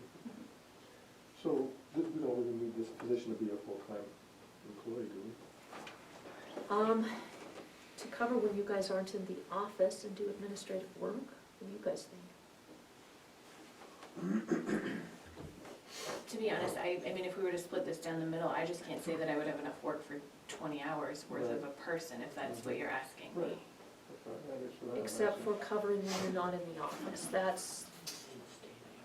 that'd be the big thing. Right now, you have an assistant for 3 days a week, which is what, 24 Oh, hours? 2 days. The two? Tuesdays, and, yeah. Oh, because she is 32 hours, so you have two. Is that enough? Well, I had 12 messages from Friday, so, you know, there is that time, those phone calls that could have been answered. And some of them will forward to my voice, or to my cell phone, and I'll take care of it, of course. But, yeah, I don't know, well, there is enough work there's work that can be done to get caught up, that somebody can spend there's a lot of scanning that still needs to be done and organizing that we talked about many moons ago. So there's work that can be done. I don't, it's probably not 20 hours. Well, no, it probably is 20 hours from my standpoint. Maybe it's not Okay. for you. I think it could easily be 20 hours. We could be doing more, and it's gonna, depending on the fit with the person, there could be more tasks that they're allowed to do as well. But, you know, one of the things that Janaea has done is helped coordinate my calendar, just because I'm here 2 days a week, and sometimes, like today, is not Tuesday and Wednesday. Normally I try to be here on Tuesdays and Wednesdays, but because I'm here today for this meeting, I scheduled a bunch of appointments, and so I let Janaea know. We share a calendar. It's very easy in Outlook to do this now, and so she would know what I'm doing today, and then she can do further coordinating of my schedule. Like, you know, Sean's available in the morning, and then she can send me an invite, which is really nice. So someone that knows what we're doing gives the public a lot more information to know that we're not out, you know, just not doing our jobs. Because that's what it feels like, I think, sometimes to the public is, oh, they're never here. The door's Right. closed. Well, and like today, I've been down here for 2 hours. I'm Right. working, I'm just Right. not in my office. So, You know, so when the door is closed and the lights are off, it's not always because we're off, you know, drinking coffee or, you know. Right, and that's kind of where. That's what we're trying to get away from. Exactly. The public has a right to have a warm body there. And for so much of what needs to be done, it's not necessarily the bosses that people need. They need their addresses, or they need an easy Paperwork. question answered, or paperwork, yeah. I think we'd also talked about solid waste and being able to maybe also join in on that. You know, that's something that's up to you. Or even some questions and answers for you all. If you're out, it could be forwarded to you as well. So that person could really take on a lot of different roles, especially after they get up to speed on what we do. Sure. So Sean, a question for you as far as the sanitarian duties. What do you do that requires the registered sanitarian? So by contract, one of the things that we have is the food service or the licensed establishments require a registered sanitarian. Some counties will use what's called a sanitarian technician, and that's only by their definition, not by any type of training. They will use a sanitarian technician to go do inspections of drain fields, that's one of the biggest things I see them doing, some of the inspection work like that is related to the on-site wastewater. And so a person, eventually it would be great to have somebody that was able to do some of that, because it's hard for me to make sure I'm available to the contractors every single day that they might be backfilling. And, it's our goal it's always been my goal to keep the contractors moving, right? Because if their equipment's sitting, they're not making money, and I don't want to be in the position where I'm holding them up. So having and the way that's always worked in every county that I've seen this technician type work is that they started out as the admin help, and then it's important that the admin help kind of know what we do. So you take them out in the field, they get used, so then they start learning how to do some of the inspections, and they're kind of there as a backup to make sure that there's somebody available for that as well. So I think it would be a good duty to be able to, as you list, you want to make sure that they can go outside, and that they, there's those strengths as requested or as needed kind of duties. So I can see that being a good role for someone to be in as Something well. they could maybe advance into. Mhm. So perhaps looking at what we have now, which would be a 32-hour per week employee would be a good place to start. Your 20 hours plus, and then that would be 12 hours per week for you. That could be spread throughout the week, it could be 4 days, so that there's a presence there when you guys, on the days that you're most apt to be out of the office, and you guys could be there on the days you're most apt to be in. There will be fits and starts, but what do you guys think? Instead of full-time, doing 32 or 30? Or 28, I think that'd be difficult. I think 30 or 32 gives us the opportunity to get somebody a little bit more That makes a little qualified. more sense to me to approach it that way. I think definitely just having a consistent set of hours for both of us, where they know that there's going, even if it's not us, but where there's someone that they can talk to. Because a lot of the time, the question is, I just needed to know what to put on this paperwork. Or I just need a copy of, Yeah, and it's, but we're the ones that are the kind of the keepers of that right now. And so they don't necessarily need us. And they can move forward and go on with their lives, so.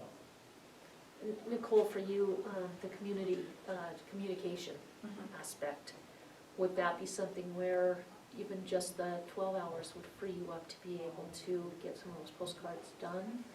I think so. I mean, it's not a matter of finding the time. I mean, right now with the postcards, it's a matter of content. What do you want? You know, doing this first one, I really need some direction from the commission. What do you want this to look like? What do you envision? And then I can move forward on it pretty rapidly. But I think that's a conversation we need to have, and you need to give me direction on what do you want on this, on these postcards, how frequently do you want them? And I don't feel like it's a matter of freeing up necessarily. But it would be nice to have someone there, because, you know, I do hear that, you know, well, you're not in the office. Well, yes, some days I go to lunch. I know I've told this commission I come in at 9. I'm usually here until 6:30, no later, or no earlier than 6 on most days. If I do, I take a shorter lunch. But to have someone there for these 2 hours that I'm sitting down at the commission meeting sure would be nice, so it doesn't look like the office is just closed. Yeah. So that's really what I would like, to get rid of some of that, you're never in your office, because I feel like I'm there an awful lot. Yeah. And perception is the reality for some folks, and for us to be able to give as much truth to that as possible. Right. So if we were to start that position as a 32-hour, are you guys good with that as a starting plan? Yeah, we could take a look at it and, just pay for it out of their budget, and just how we're gonna do that. Out of what? We're gonna put this into their budgets for these people. Well, it's already there for the sanitarian Right. budget, and yeah, we would add the few hours to the planning budget. And that would be with yours, we have the Wheatland turn lanes to help with planning because of the past. And with yours, your budget already has it in it, so no, it shouldn't be anything additional. And I know last fiscal year there were some hours built into my budget, and I don't know how many. I think I used 4 of them.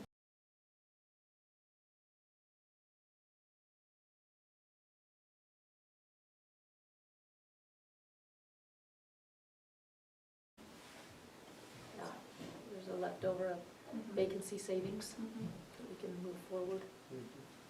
And with that being said too, this is the appropriate time, but I want you to be aware of it, but I would like to go back to 32 hours if possible, or less than 40. With mine and my husband's business, it's growing, thankfully, but it requires more of my time. So that would be a cost savings to my budget I would like you to consider as well. That could offset. But then too, that person could fill in some more hours in my office. So just in the matter of being open with you, that's a request I would like to make in the future. And depending on how you feel about it, you can certainly tell me no, you're my bosses. So. Would you be able to get everything done with the 32-hour Or if we were to say it's 32 hours with the ability for you to work more if needed. Mhm. Could you No, put anything absolutely, down? you know, absolutely, right now, I think, it almost seemed like, you know, it was very busy in those winter months, and I don't know if it has anything to do with the weather, that summer just won't get here. You know, the addressing has really just been so minimal. I'm really surprised, but, You do have some heavy lifts. I know there's a number of subdivisions. yes, there are. The TED Mhm. and the postcards for communication to the public. Exactly, so there are some big projects And out the there. website. And the website, but the website I'm finding is quite simple. You know, when I have updates that come in, I just do it right away. That takes 5 minutes at a time, so maybe an hour over the course of a week. But if we want to do something more with the website, that can certainly take more time.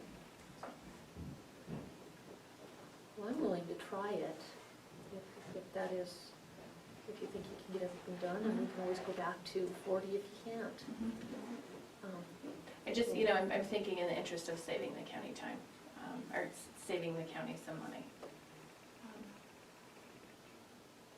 If that would work, and, you know, I might prove myself wrong, but I really think I can get what I need done in 32 hours. And it might be something to start, if you're going to do that in a little bit, to give you the extra time needed to train somebody. So maybe a August timeframe Yeah, to look certainly. at. Okay.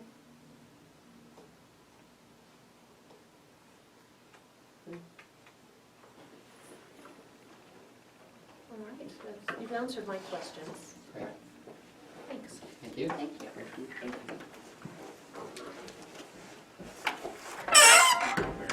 Mary's not gonna be here. No, she just got back from vacation and didn't have time to prepare, so she asked if she could be on the agenda on Wednesday. And I did post just in case it was okay with you guys. Okay. So, was Debbie in that, or was Debbie Michelle is- going down? No, Debbie, or Michelle is, she asked me about that, and I said, well, if you and Debbie have talked about this and Debbie prepared you to give the presentation, I don't see any problem with that, but bottom line is, she's not the finance officer. So we wouldn't have, you know, another assistant come in. Michelle's very good at the science of budgeting, but I think we'd be throwing her into the deep end of the pool. So I guess Val, clerk district court personnel needs job description decision. All righty. You can come on with me. So Val, just to kind of let you know, I think I put this in an email so that you'd be, you know, informed. Instead of doing exactly what we're doing right now with Janae's position, we're looking at tweaking it a little bit. And what we talked about was we have a dire need for an assistant for finance. So we were talking about a 20-hour,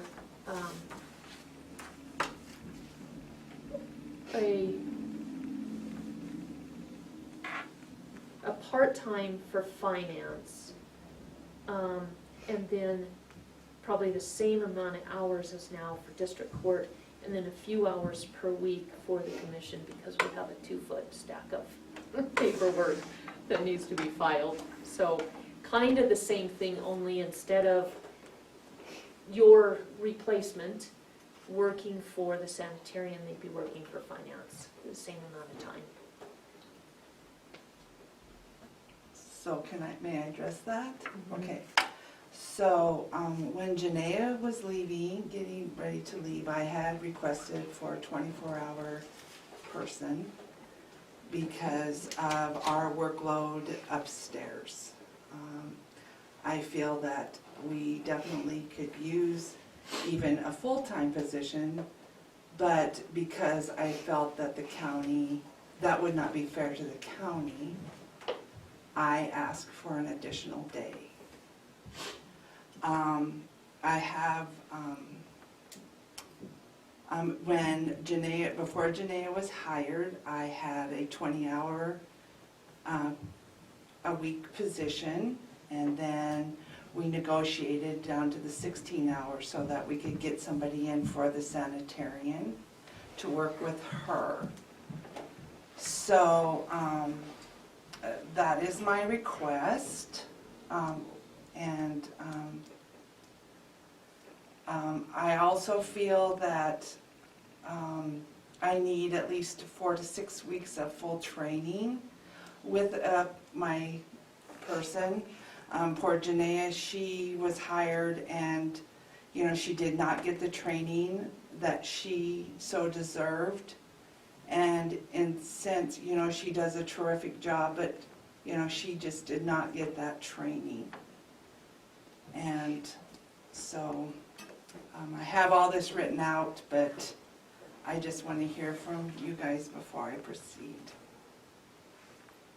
And if I could just bark in here a little bit, Val asked me to come just to kind of give my point of view from the standpoint of whoever you're gonna hire in to this position. And I don't think I've ever even really got an opportunity to talk to you guys about my position upstairs, just because every time I'm downstairs, I'm busting out the seams with doing that type of work.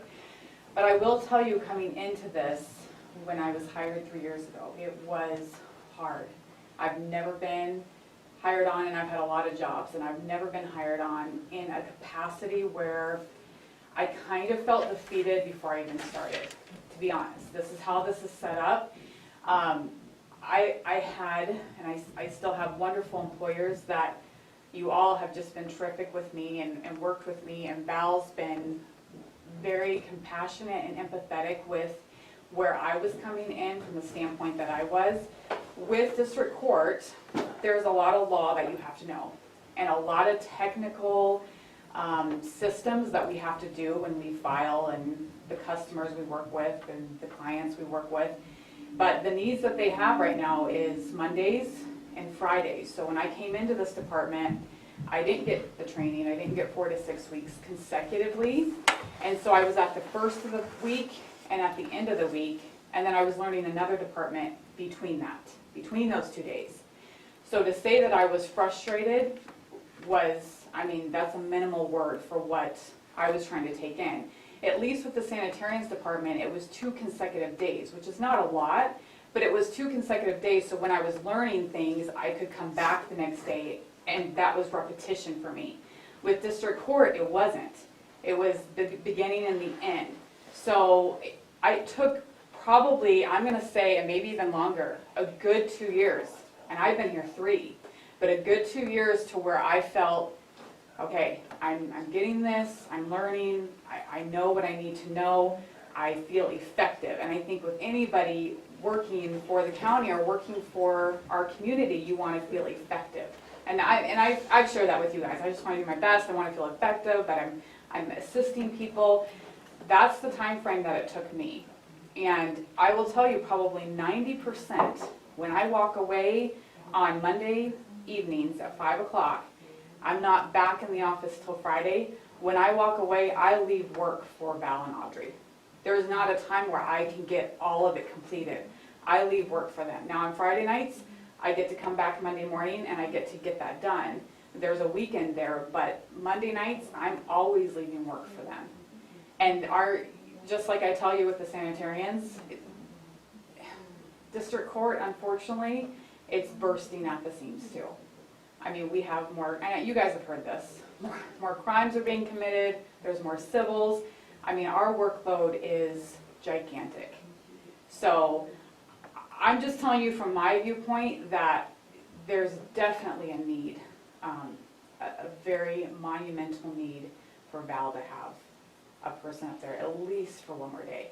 And I think it's crucial that whoever you bring in, they do get that 4 to 6 weeks of just consecutively working and training and being used up there. That's just from my standpoint. I felt like I failed many different times, and I know because I wasn't prepped. I just wasn't prepped. I didn't get that opportunity to be prepped. And it was nobody's fault. That's the way it was structured out.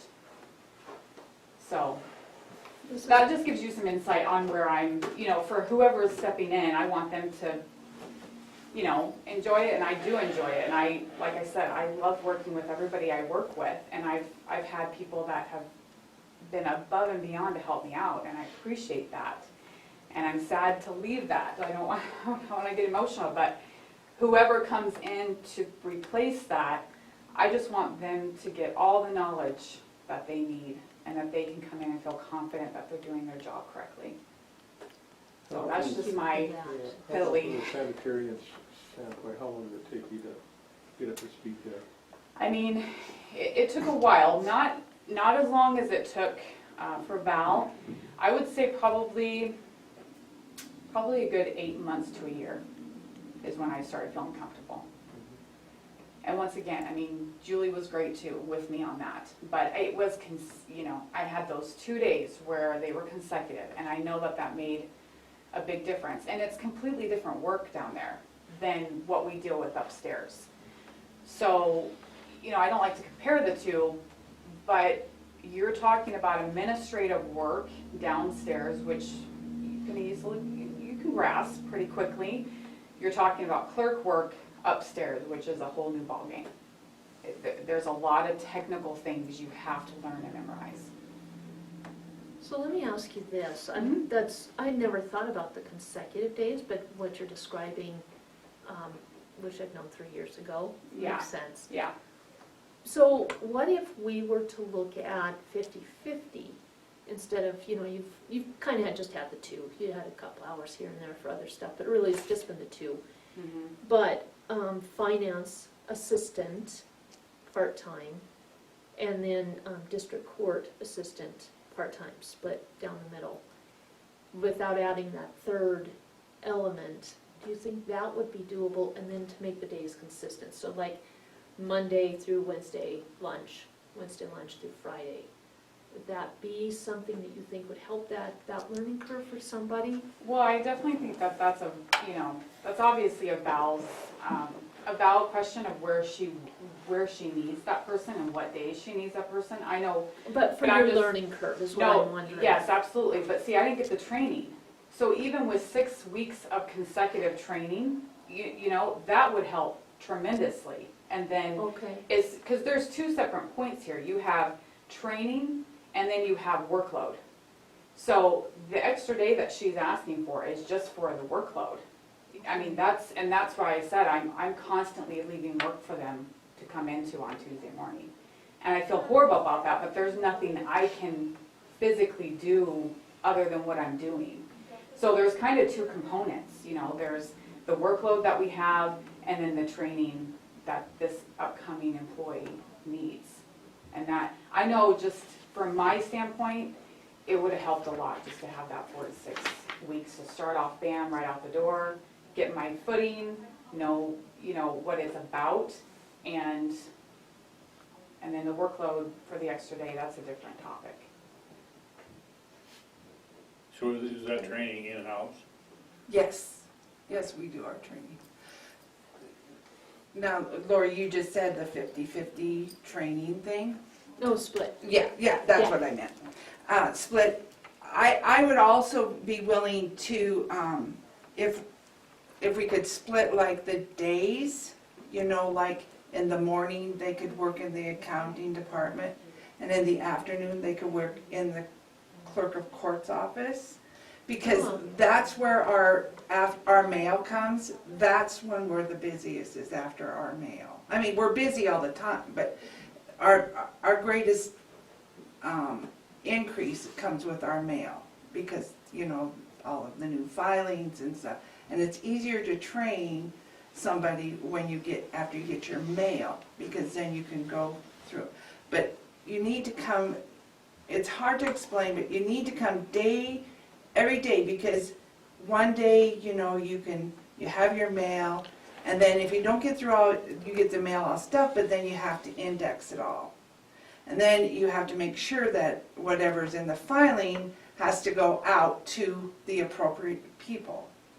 And, you know, I have a list of stuff that we are, you know, and I know this doesn't cover everything, but what we are responsible for.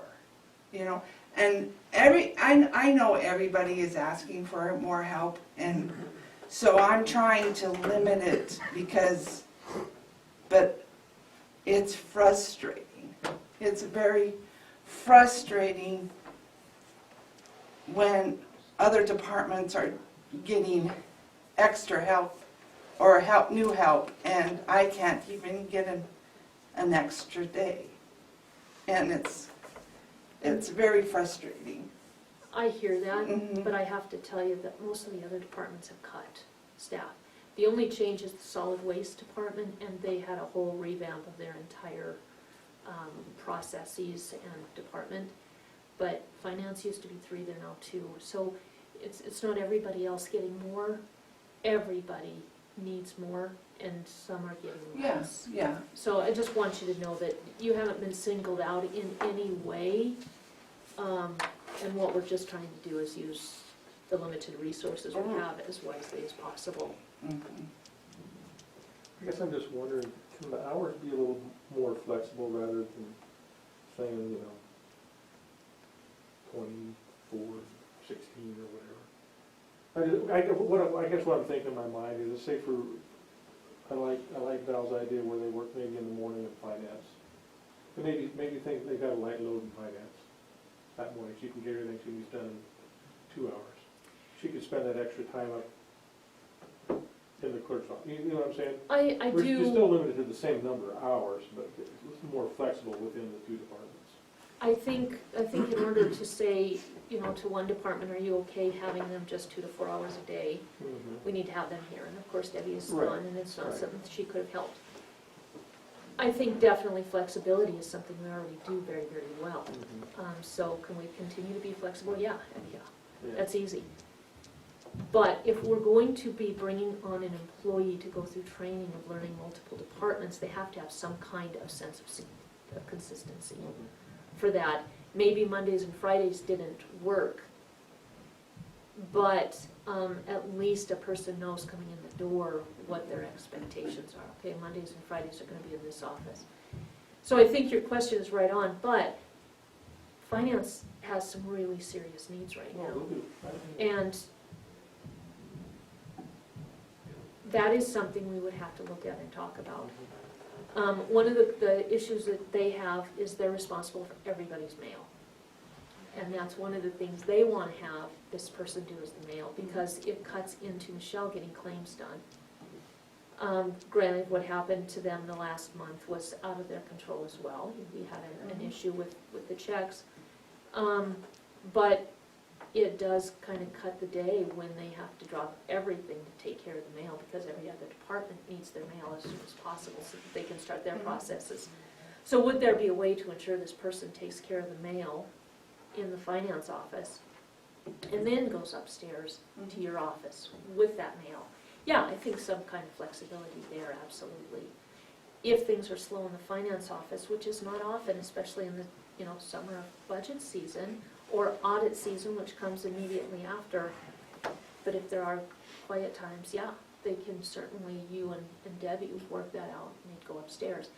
Conversely, things slow down in your department, or if somebody is, I don't know, so things slow down, you send them downstairs for a crunch period for finance. I would absolutely hope you guys would work together like that, and I have no reason to doubt that you ever would. You already have a history of working together, so flexibility, yeah, that's easy. But for figuring out how to advertise this position and structure it, we have to have some parameters that we set. Never thought about splitting a day, but yeah, I think, that might be something that would work really, really well, and then you have the day-to-day consistency. And that is your busy time. Finance probably can work towards pushing stuff to the morning for this person. So yeah. And maybe we look at that person who needs to do just our filing coming out of the sanitarian planning assistant position, 4 hours a week. So it doesn't have to come out of this position. So I think we also can be flexible. Same thing. Yeah. Yeah. And one thing with your 4 to 6 weeks training, will be at the end of budget season. By the time we get somebody hired, that might be a really good time to just throw that person into your office for those, a month of full-time work, and then split it after that, which is the time that reporting starts. So that might work really well. And I greatly appreciate that. I mean, I'm willing to work, Laura, I've always tried to look out for the best of the county.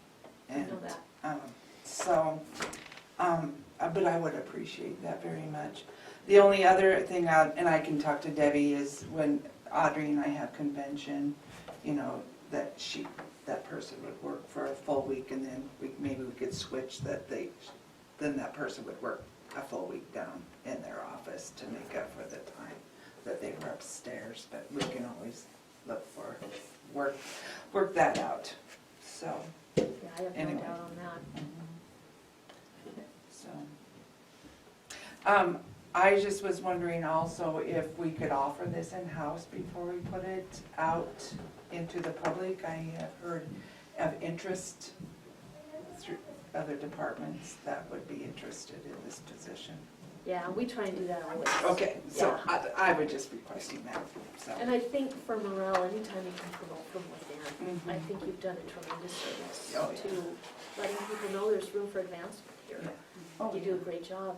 We're gonna work with you, so yeah, I think it's a good thing to do. Okay, so if I get this straight, we'll try to do the split.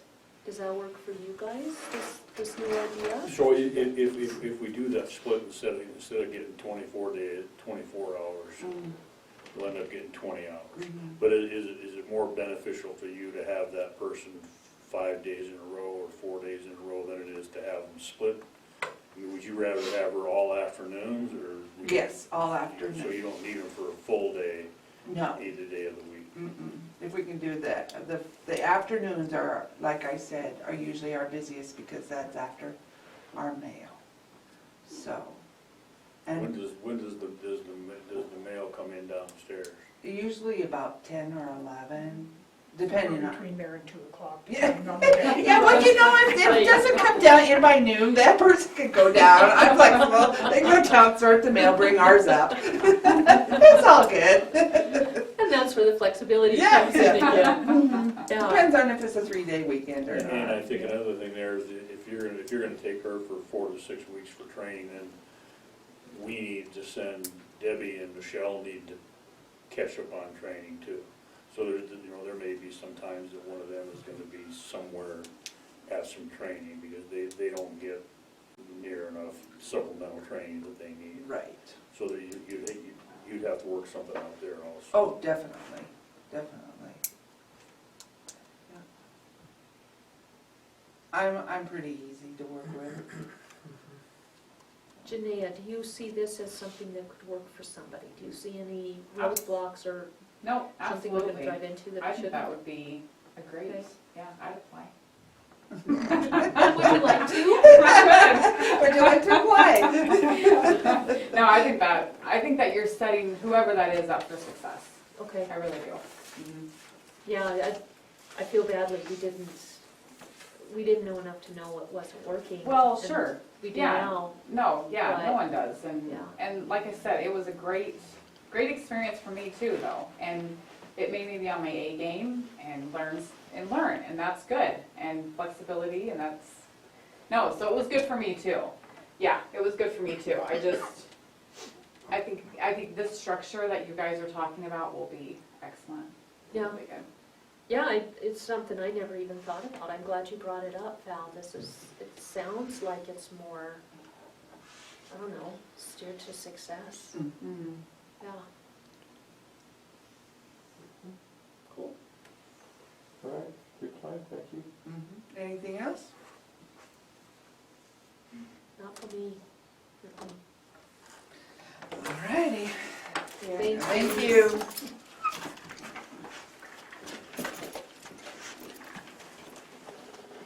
I want to just, this is not a wrench, but I'm going to just throw it out there. Mary on Wednesday will tell us that she wants a full-time assistant. I don't think we can afford it. I don't know where that would come from. I would like to start part-time, see how it works, and move up from there. We talked about someone she has on staff right now who's part-time, and moving person up to full-time. And that those additional hours would be assistant, and they would be paid by road and weed and mosquito, as solid waste is already paying the base.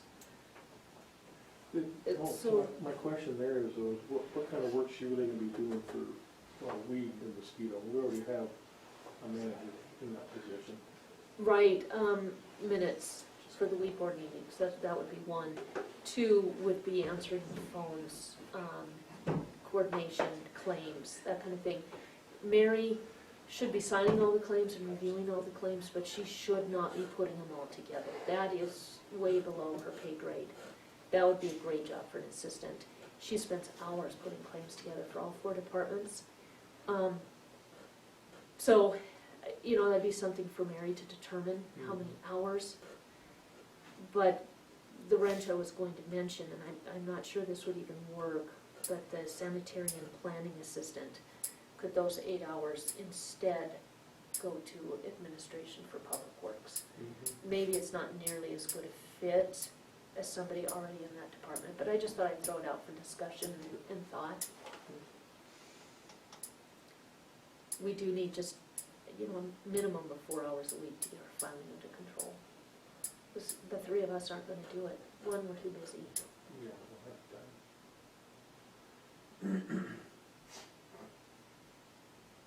So we would be wise to commit to these plans and move forward with advertising. Unless you guys want to discuss it some more, or wait till after we talk with Mary, although Yeah. Mary is kind of a different, not connected with either of these plans. Other than, Would we take that person from sanitation planning, would become sanitation planning, public works? possibly, I it might not be as good Yeah, I a don't think fit. it's a great fit. I mean, people wearing too many hats, and Yeah, I just, I put myself in, if I was in that position, I'm thinking, man, I don't know. maybe what we talked about this morning, I to stick think with just it. stick with what we have doing Yeah. this morning. And we don't know how many hours we're gonna need for planning. If Nicole does go back to 32, then that administrative assistant could be moved up to 20, at a lower pay, Sure. and be that presence.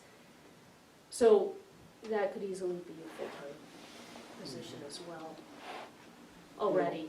Yeah, and I think something that we talked about too is if we have the right person there on the sanitation, and that could limit the amount of time that Sean has to spend down here as well, Exactly, right? yeah.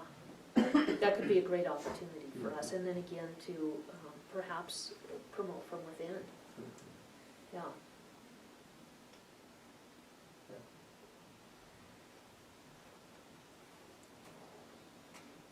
Okay, so are we good then to advertise for a full-time position, 40 hours a week, split 50-50 between finance and district court, and advertise for a full-time administrative assistant position to be split between sanitation and planning, 50% at sanitation, and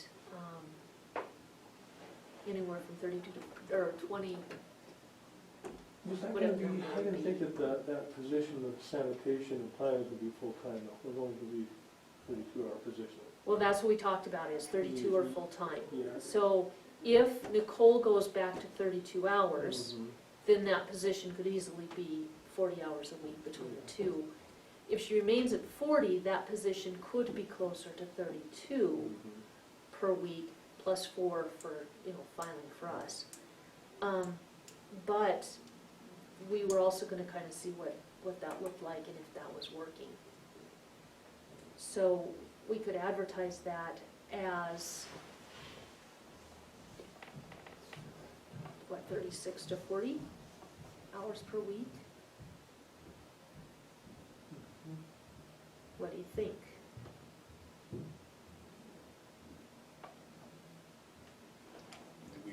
sanitation planning, take up 32, right? Correct, But minimum. then, if Nicole cuts her back to 32, then that girl, that person would go to 4. More than likely, yeah. Very possibly. And by then, perhaps all our filing would be done. And our needs would be diminished.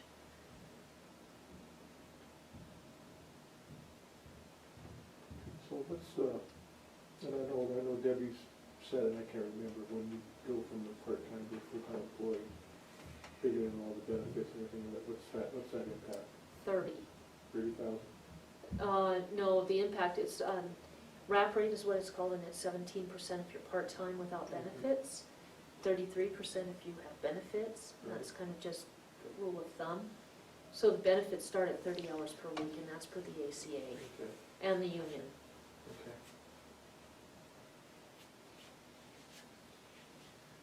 That's one of the reasons that Mary was instructed were for her part-timers to keep them between 25 and 28 hours per week. Gotcha. Yeah.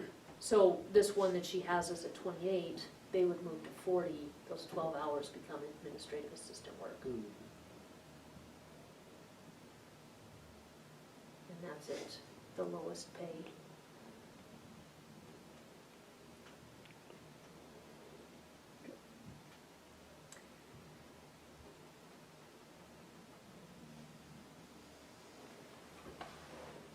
So when we advertise that, do we put in there that they're split in half between district court and half between financial office? Yeah, we'd have a job description for each of those. Okay. I'd probably describe that it would be mornings in the finance office, afternoons in district court.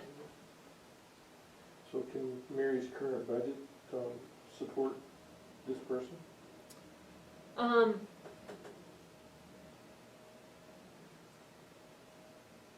It depends on how she structures it. Maybe we should just table that entirely until Wednesday.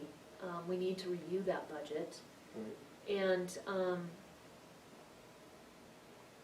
the question is, yeah, your question, can her budget afford it? Well, she does have 4 budgets. Right. But the other thing is should she be doing administrative work herself at her pay grade? I would say no. She's got a whole lot more of the supervisory work that she should be doing, not administrative work. How can we best use the people's money? By paying people according to the jobs that they're doing. So that would be one side of that coin. And, you know, in the past, we had 3 such positions, now we have 1, it was a savings to the public. But how do we make sure that the administrative work that used to be done by supervisors is done?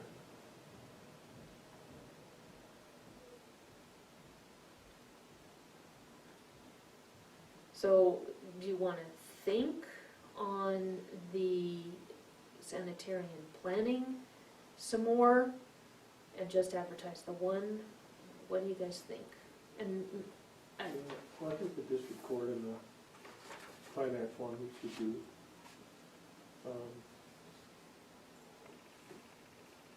We need to get somebody in from the sanitarian. I mean, do you think it's gonna be gone in July, right? A month, right? I thought it was August, maybe it's July. Yeah, it's July, I thought. End of July, yeah, that doesn't give us a lot of time. Right. And if we don't have somebody there, we're gonna be paying Sean more Right. to come in and do administrative work. Right.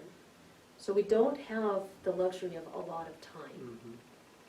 I think that position, I would like to see that position start out as a part-time position.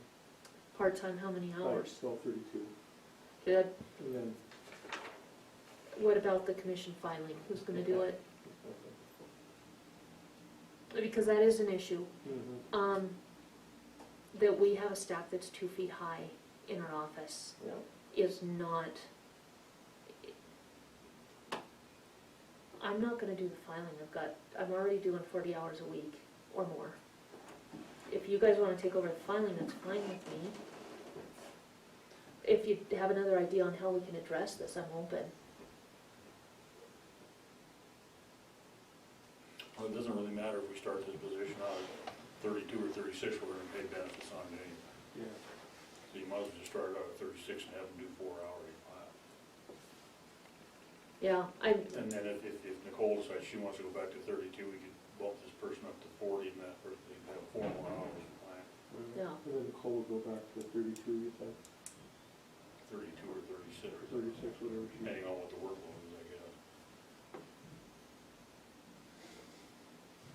Right.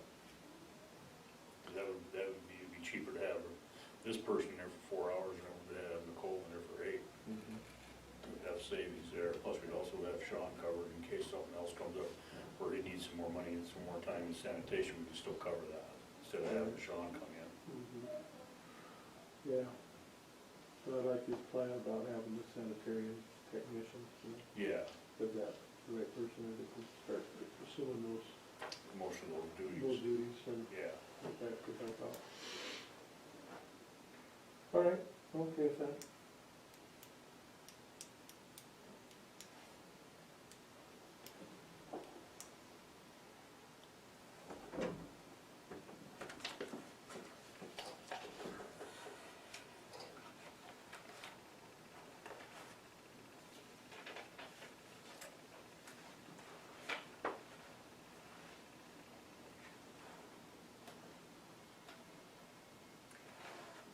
let's do between 32 and 36, depending on,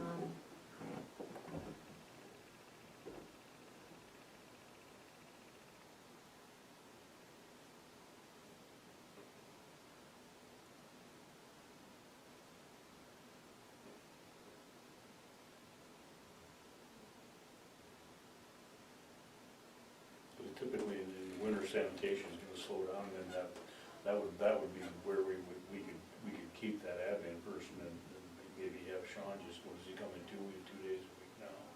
it's coming 2 or 3, yeah. So come winter, he would come in 1.5 to 2 days, and then that administrative assistant could pick up some of that slack, and that would be a savings there.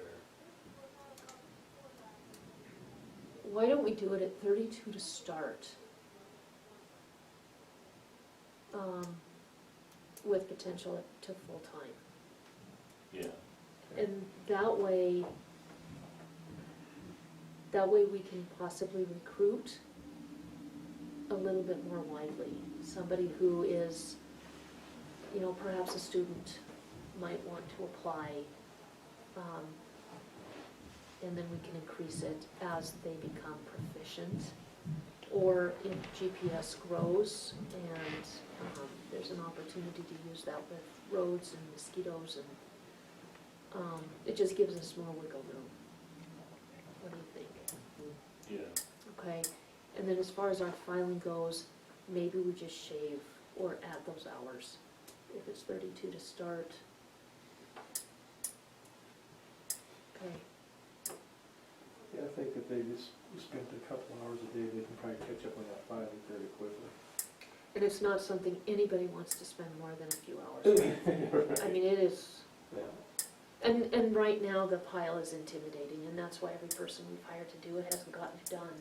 You look at that and it takes all your energy out of your sales.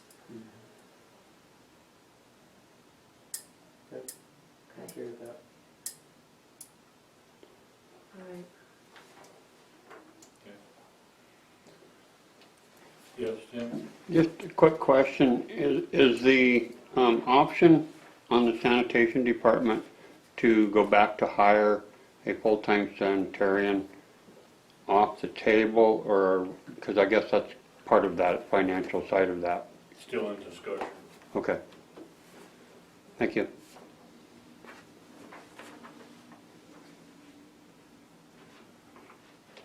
Okay, so we're moving on to the submittal of a balanced sheriff's office budget. Can we, Where do we want to do this one, please? well, I'm thinking it's important for us to kind of know, we can do it in either direction, but I think we're gonna have to know where we're at, specifically with PILT. And perhaps, Brandon, I see you're here, perhaps we have a budget submittal that doesn't include PILT, but before we can allocate PILT, we need to have a full picture. So either one is fine, Mike, if you want us to hear from Brandon and Lynn since they're here first, that's fine. We do need to get that one submitted so that we can get the preliminary budget built. so we can adopt that. Well, let's go with theirs and then see where they're at. And then It'll we'll work. go from there. More on the pill issue, but if you got an email from Bill Rocky, that'd be really about everything, so. Wonder if I remember. Well, I guess we don't have a balanced budget anyways. Well, I just got the numbers from Debbie, just this morning, which I put them into my budget, our budget, and, as we were gone last week to the sheriff's conference, and she had made the adjustments for the COLA, and it went up even more than what I had projected. So, and that's with, talking with Debbie, she said take the vehicles out, put those in the CIP, so I'm not sure how those are actually gonna be funded. So that's taking the vehicles out, upping our jail revenue and adding in the 3.9%, and we're still, $69,000 needed, so I guess I would like to listen to any ideas or what you guys have to say about that, and maybe go from there, give me something to go off of here.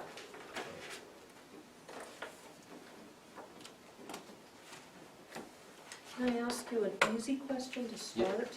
Did you get the search and rescue budget issue corrected? I haven't, that is not, Okay. no, I Do you know what I'm haven't. talking about? I did, she Okay. did discuss that with me. I think that they are gonna be coming forward, pretty much with the same budget as last year, outside of, they do have a request and a need for that, the tracks and the cap for that, side-by-side. And that'd be a $10,000 request, and I think it's something that's very reasonable for them. So when there is those weather events, they're not out there on the snowmobiles getting frostbite, saving people's lives, that we protect our volunteers, so. I think that's about the only thing they'll be coming back with, so. Will they put in maybe a trust board grant for that? I don't know, you'd have to talk to the sheriff how that would go for recreation, so. Well, I don't know if it's, well, if we're going off the state, that's kind of a problem with, I'm not sure how sort of trust board defines their recreation. Because like the state of Montana for reimbursement only recognizes fishing, hunting, and trapping as recreation. So I don't know if like snowmobiling or, we went out and chased people on snowmobiles because they got themselves stuck or lost or whatever else. So I don't know, I guess that'd be a conversation with them. I know that the big conversation point with trust board lately has been trying to replace a jet boat. And that's $105,000 to $120,000 deal. So that's a pretty big thing. But, we've had this discussion for several years about that big jet boat. It's 36, 37 years old now. And trying to find parts and pieces for it's very difficult. So, but it's obviously the topic of conversation as well. So,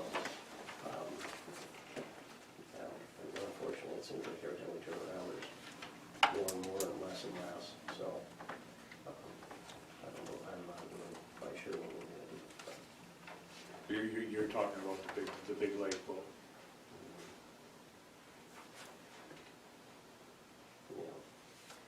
I mean, it's, Based on the fact that the trust board has granted to search and rescue before, I think it's a pretty easy assumption they would again.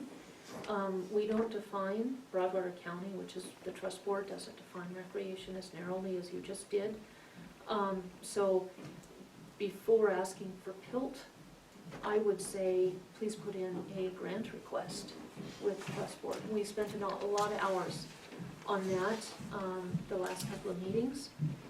So that would be my request for search and rescue. We just can't spend the same dollar twice, and Yeah, that's the yeah. budget that was turned into us. yep. No, I think there's just I think we folks were looking at a couple different things there and not catching that. We didn't either. I mean, it was finance that did, thank goodness. But all I'm saying is, let's just correct that and get it turned in so that we can get a preliminary budget off.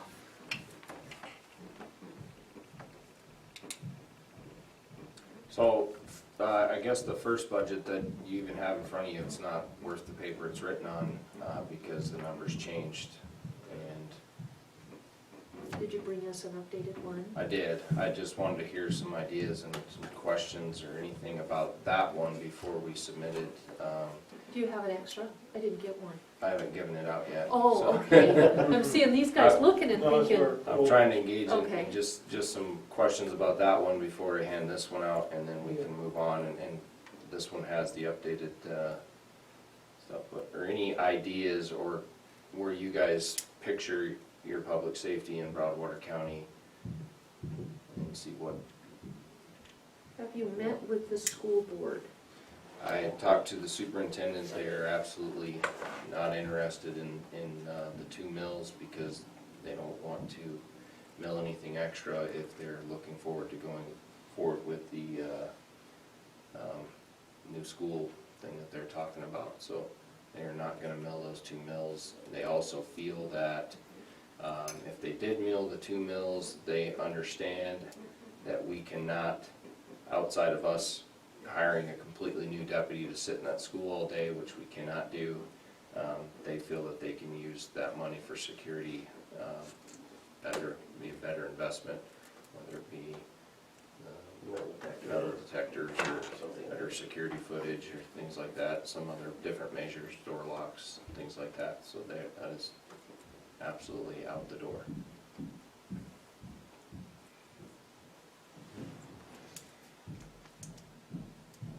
So did you say you were gonna pull the 2 cars out of there?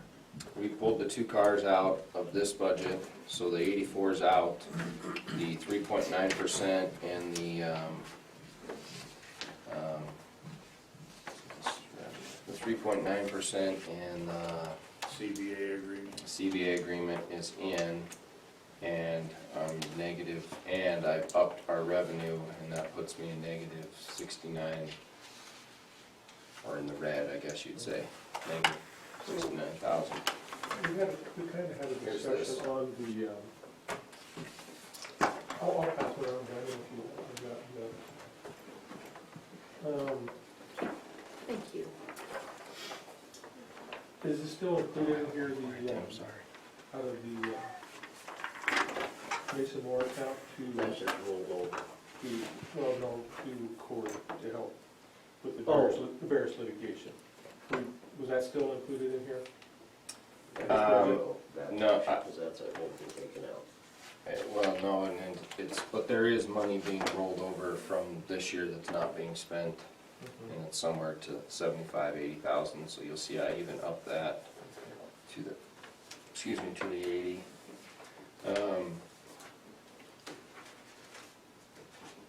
Well, that's our expenses, I guess you need our revenues to go with it. Sorry, here you go, Daryl. That's the revenue side. So when I put in on the mills, if our mill value goes up to 16.7, then it brings us down to about $30,000, $32,000 still in the red. And that's without the vehicles in there. I don't understand the CIP thing or what the thought process there. I haven't got to sit down with Debbie and talk at length with it, so, about it. What did you, how much did you up your prisoners by? Is that attainable? or- We upped it to the exact same number that we did this year, to the 35, with the increase to jail rate bed. Now, on the revenue, I couldn't add it in because I'm not good enough at Excel to change the rate on there for a separate line up for Department of Correction inmates, but Department of Corrections sent us back a form that we have to figure out, we have to go through and do the formula before you can just raise their rates. So we're doing that. Well, my first rough draft form went through that, and we're way above the $69 a day to cost to do business there. So my thought process is, you wanna send this to me, we're gonna do the $69 a day for Department of Corrections.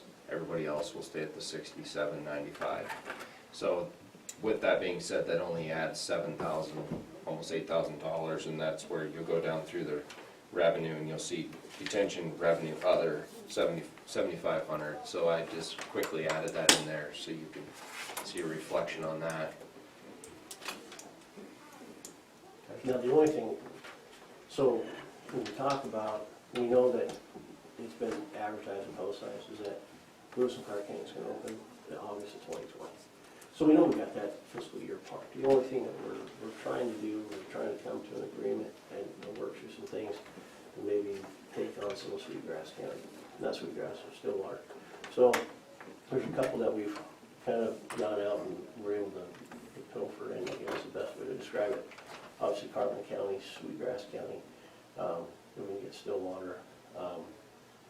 You know, we're trying to find those ones that are dedicating, they're dedicating a certain allotted amount of money to another jurisdiction to pay for those beds, where we're saying, look, we'll give you this rate, we'll give, you know, just call us if you have 5, 10, whatever, we'll make an arrangement with you. So we're trying to be not so contractual, I guess, as what a lot of the other bigger jurisdictions are, and try to save people some money and kind of throw that carrot out there. I don't know, yeah, you know, we spent a whole week at the Sheriff's Association, and with the exception of when Kurt Almy and the folks from COPS and the guy from USDA that was there talking about their grants and everything, that's the only time I saw Department of Corrections folks. They're usually there. We never had one state person. We didn't have Highway Patrol, we didn't have DOC at the academy, we didn't have any of them at our meeting, which was odd.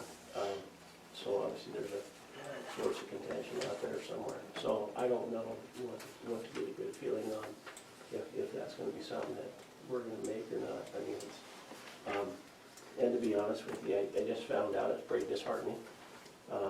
You know, I can sit here and look at this budget and go hope and pray, but I was just told that I got 3 dispatchers that are actively looking for a new job, and that changes things quite drastically. So obviously I lose Seth August 16th. If you don't know, Brandon's been he's actively looking for a new position as well. So this might be all fine and dandy, but in 4 months I could be looking at an option of closing the dispatch center and trying to contract somebody else because I won't have the staff to do it. And there's lots of plethora of issues there, so I can't really put my finger on it. I just was told about it now before I came down. So, you know, everything we're dealing with right now is a guessing game. But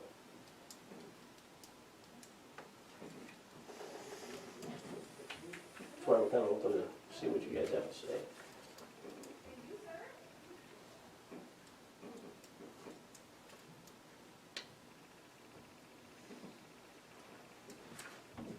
Well, I like, you know, you got it down to 69 or 39, but I don't, you know, you gotta have vehicles, I mean, we can't guys go expect to patrol a highway in a bicycle, it's not gonna work.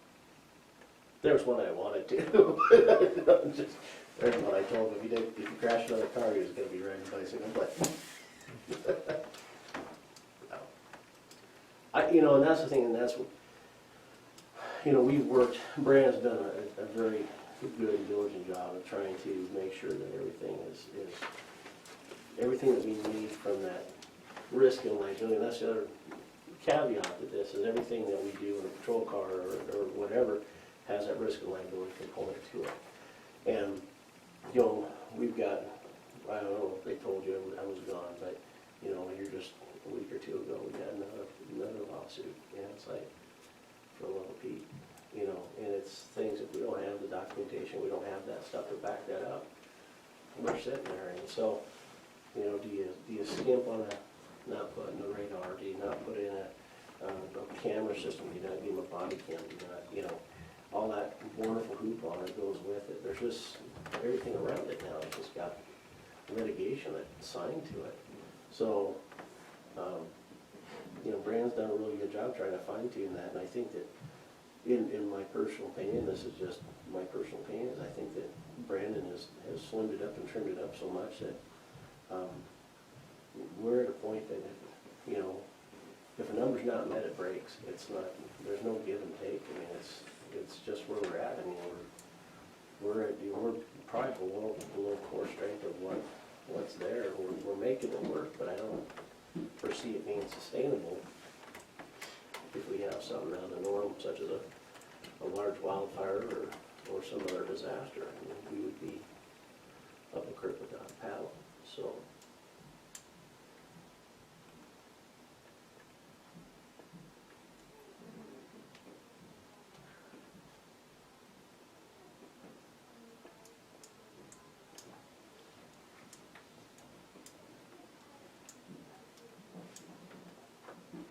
So, question for you, the preliminary budget proposal for the sheriff's salary, there is an increase of $147,256 from what was budgeted last year. Yep. Because why? Tammy, she doesn't do any dispatch, so all that comes out of the sheriff now. But that would be status quo from last year, right? It's the same amount of It's the same, employees, we yeah. just moved them out of detention and dispatch. We moved the captain out of there, because I Okay. wanted to see what that cost is inside the jail. And Seth's a sworn deputy, so it's just moving those up into the sheriff's salary versus, and so you'll see a decrease in dispatch I was and wondering why the detention. Detention came down because that was, because of, we're trying to look at Okay, what's the core cost for that detention Okay, center. so yeah, gotcha. And so when you're trying to infiltrate the money to try to balance it out, all we did was just shift the burden and the cost. And so, when you look at how much is water and how much is the salaries, and then we had half a detective coming out of there, we had Tammy coming out of there, we had Seth coming out of there. In reality, Joe wasn't there, Seth would still be there. And so it was just cleaning it up a little bit, but that was a big increase on it.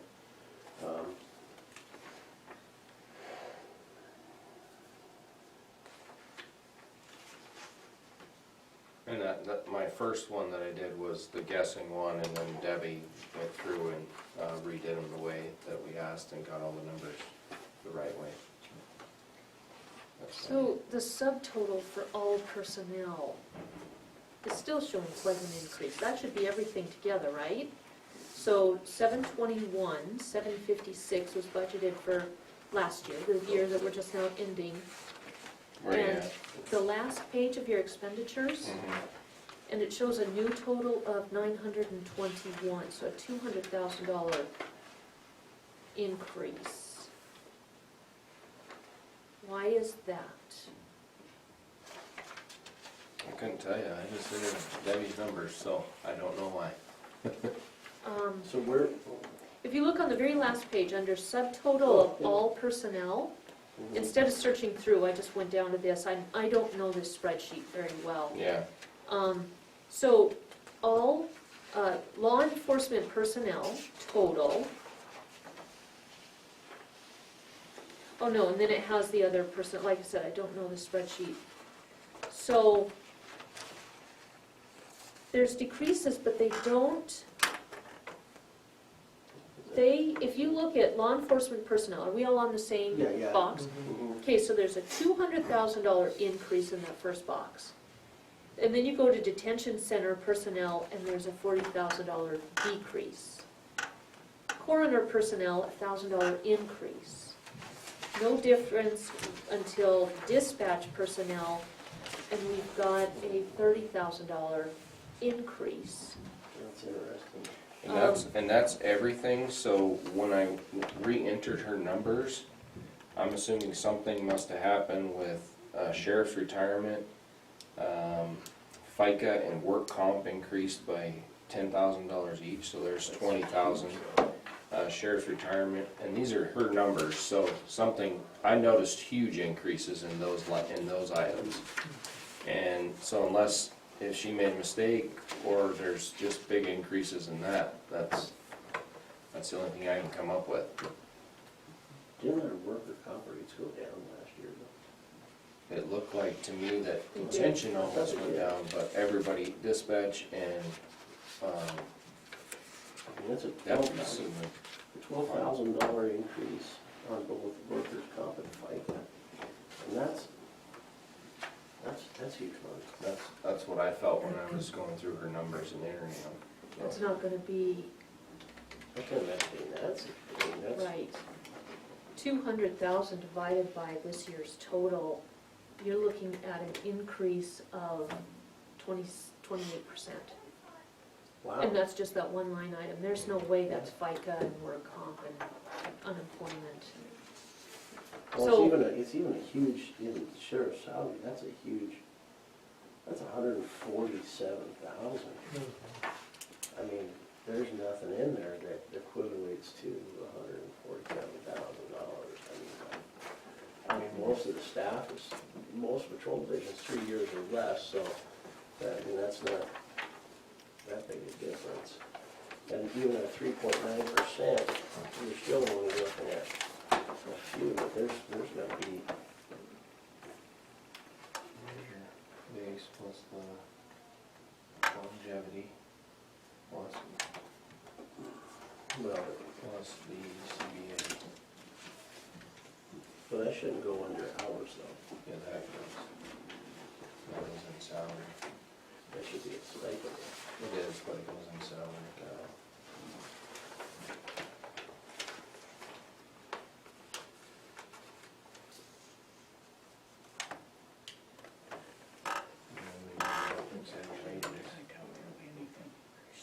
No, thank you, Ann.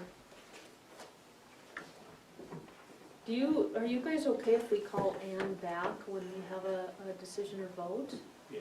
Hey, Ann, do you want us to just call you back when we're ready for a decision or vote? That works for me. Okay, so I think we're just gonna be hashing the numbers for a while. Alrighty, So I, and it's so scintillating that. going through there, I noticed the huge jumps, and of course, I just got that first thing this morning. It was emailed to me last week to sit down and go through it and put it in. And I noticed that, so I don't know if something happened within the Excel sheet that she uses, or, Something had to happen because you went from 600, you went from 520,000 to 667,000 just as salaries. yeah, well, but that's adding Seth and Tammy back in there too, so it's not quite as big a jump, but the big, huge jumps is the sheriff work comp, the sheriff's retirement, and But there should have been at the end of the day. Sheriff's SRS. that, and just so you know, Lori, your $200,000 increase, it looks like it's right there in the sheriff's administration, so maybe that was the only, maybe there's a mistake in there somewhere in her numbers. Cause that's where that $200,000 increase is, right there. Right. Well, but you took it out, it should have dropped somewhere else. That's, see what I'm saying? And it did, but it didn't drop to the point that, cause of the other stuff going up, the work comp on those sheets. I was looking at your old sheets, you know, that you gave us. Mhm. That's a pretty huge difference. Yeah, and that's what I felt, Yeah. so. I can't help but think that there's an error somewhere. Even Well, I if can you run take, through and see real quick. Well, what's crazy is that you look at what was budgeted in 17-18 was more money than we are right now. Mhm. And 17-18 is, we're up about 2% cost of living in 17-18, is that right? Does that sound correct? what's that? 2.1% increase. Yeah, So, you know, we're still, overall expense side, we're still 90,000 different from there. But it's huge number increases, and an increase of, well, the only difference would be is I trimmed up some of the stuff from the expense side, so.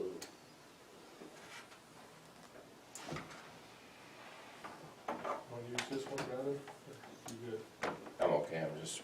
trying to see if it's close.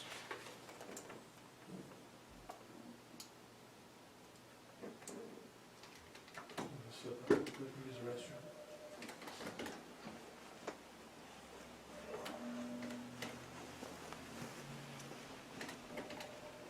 Yeah, I think her numbers add up here, but I don't know if she has that formula that she has to use to work those, so.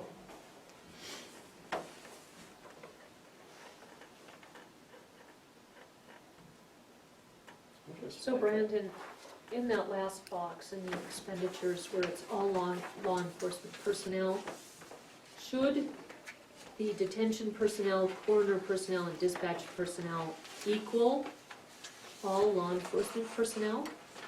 Is that how that works? No, Okay, no, that's just a sworn side of the house. okay. But I don't know why we have.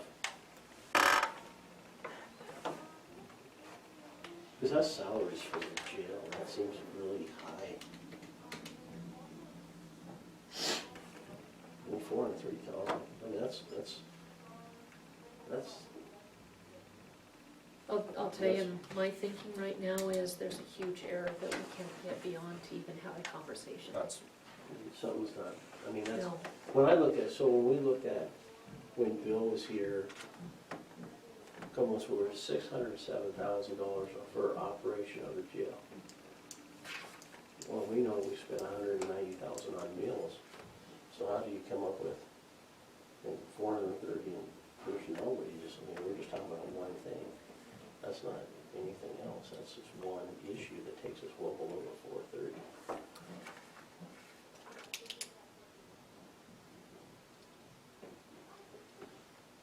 did she send you guys the wage sheets, or do you even want them?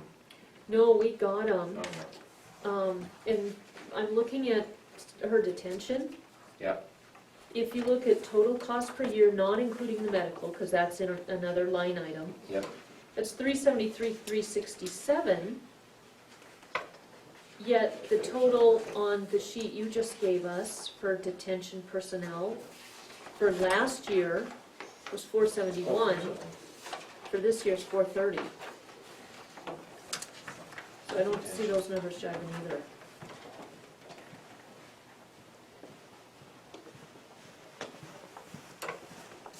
You want me to repeat that? Because I Oh, I didn't wait think for I you guys might. to have that paperwork. So you're saying the medical's a different caveat side of that then? Right, so the So- medical is taken out of the permissive and Yeah, the group I health.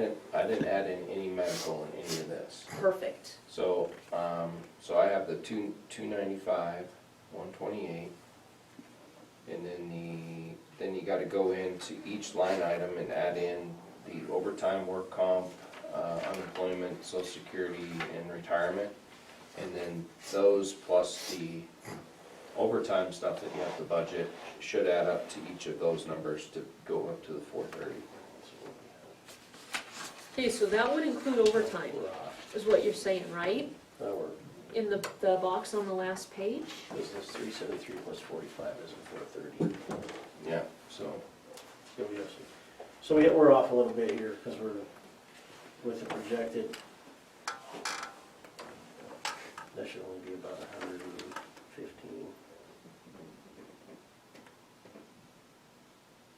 Yeah, right.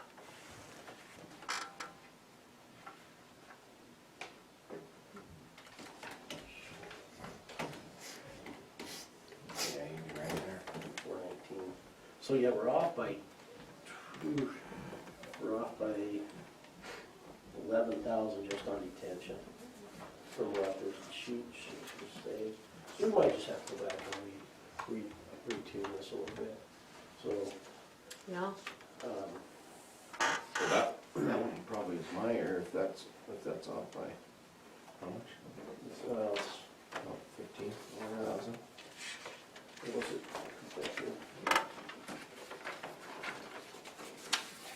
Yeah. 11,553. So,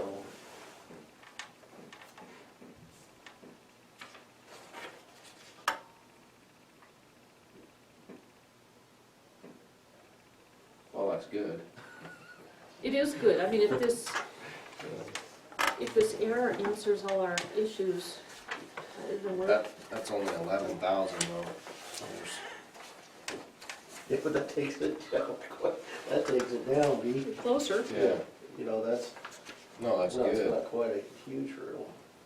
But it's, I just don't see the $200,000 jump. I think that's, to me, there's a bigger error than 11,000 here. That was just on detention, that 11,500. Oh, okay. That was just detention, that wasn't anything else on the other side of the ball. And the only thing that changes with, and I don't know if, I saw Brandon had a sheet somewhere, is when you start looking at the longevity component. But that still shouldn't be that, you know, so,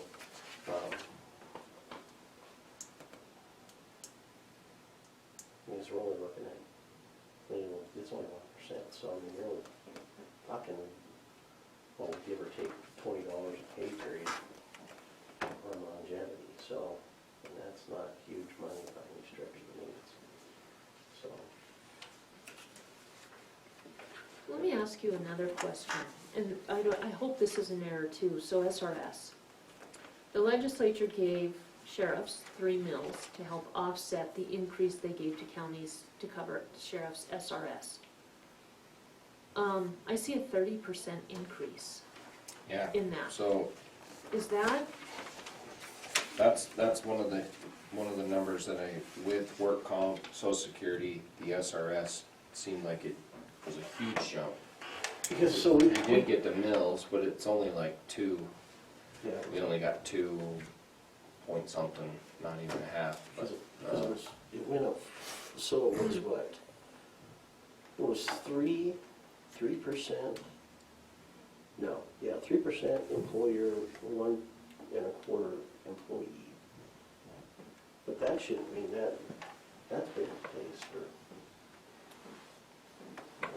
fiscal year, that was the 17th session, so it shouldn't be that big of an increase. Even with the cost of living, that shouldn't be big of an increase. So, I mean, that's a really substantial increase for, Did you say you don't have your vehicles in here, Brandon? Yeah, that's see, taking so, the vehicles you out. know, I look at the old sheet, it was 190, 605, and this one you pulled the vehicles out, and you're at 200. So, now the other one, so the one prior to didn't have a cost of living to it, and we didn't have firm numbers on what was going to change that. So that might be, but there's a huge difference from where we were. I mean, you're talking $150,000 again. You know, that was a discrepancy of that in the first place. But you take out the 150 or whatever it was, not 150, I guess. But you take that out, and you increased everything else because we went from 774 in inmate revenue to 868, and we're at a $69,000 deficit. and you took out 84, Yeah. that you had budgeted for vehicles, see, so. So, on Debbie also gave, did you guys get Debbie's worksheet for Yeah. our budget? Yeah. And it shows us off by 220,000, so I mean, I think we gotta go back and sit down when she's here, and her and I need to sit down and find whether it's on a couple little mistakes here or whatever, but one big one somewhere. The other thing is that 3.9% COLA, that would come up to about $32,000, which is less than 1.5% of your overall budget. It's not the issue. That is affordable. There's something missing here, or something added.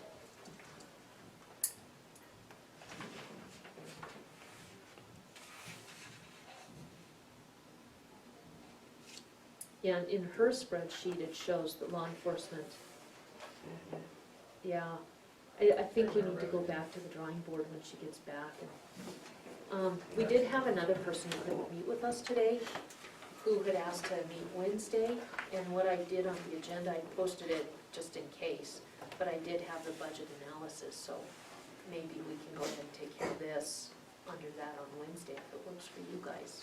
What time are you looking at? You posted for 10, normal It time, was, wasn't it? so maybe 10:30, 11, meet Yeah. with Mary first. I have a meeting, I think, at 12 or something like that, but, Yeah, by Board of Health at 8:30 Yeah. or something. like that. Yeah, Okay. yeah, a lot of catch up on Yeah. Wednesday. Mhm. I did, and so, a All right. couple things. I found one mistake, is she added a dispatch position. We only have 6 dispatchers and there's a 7th.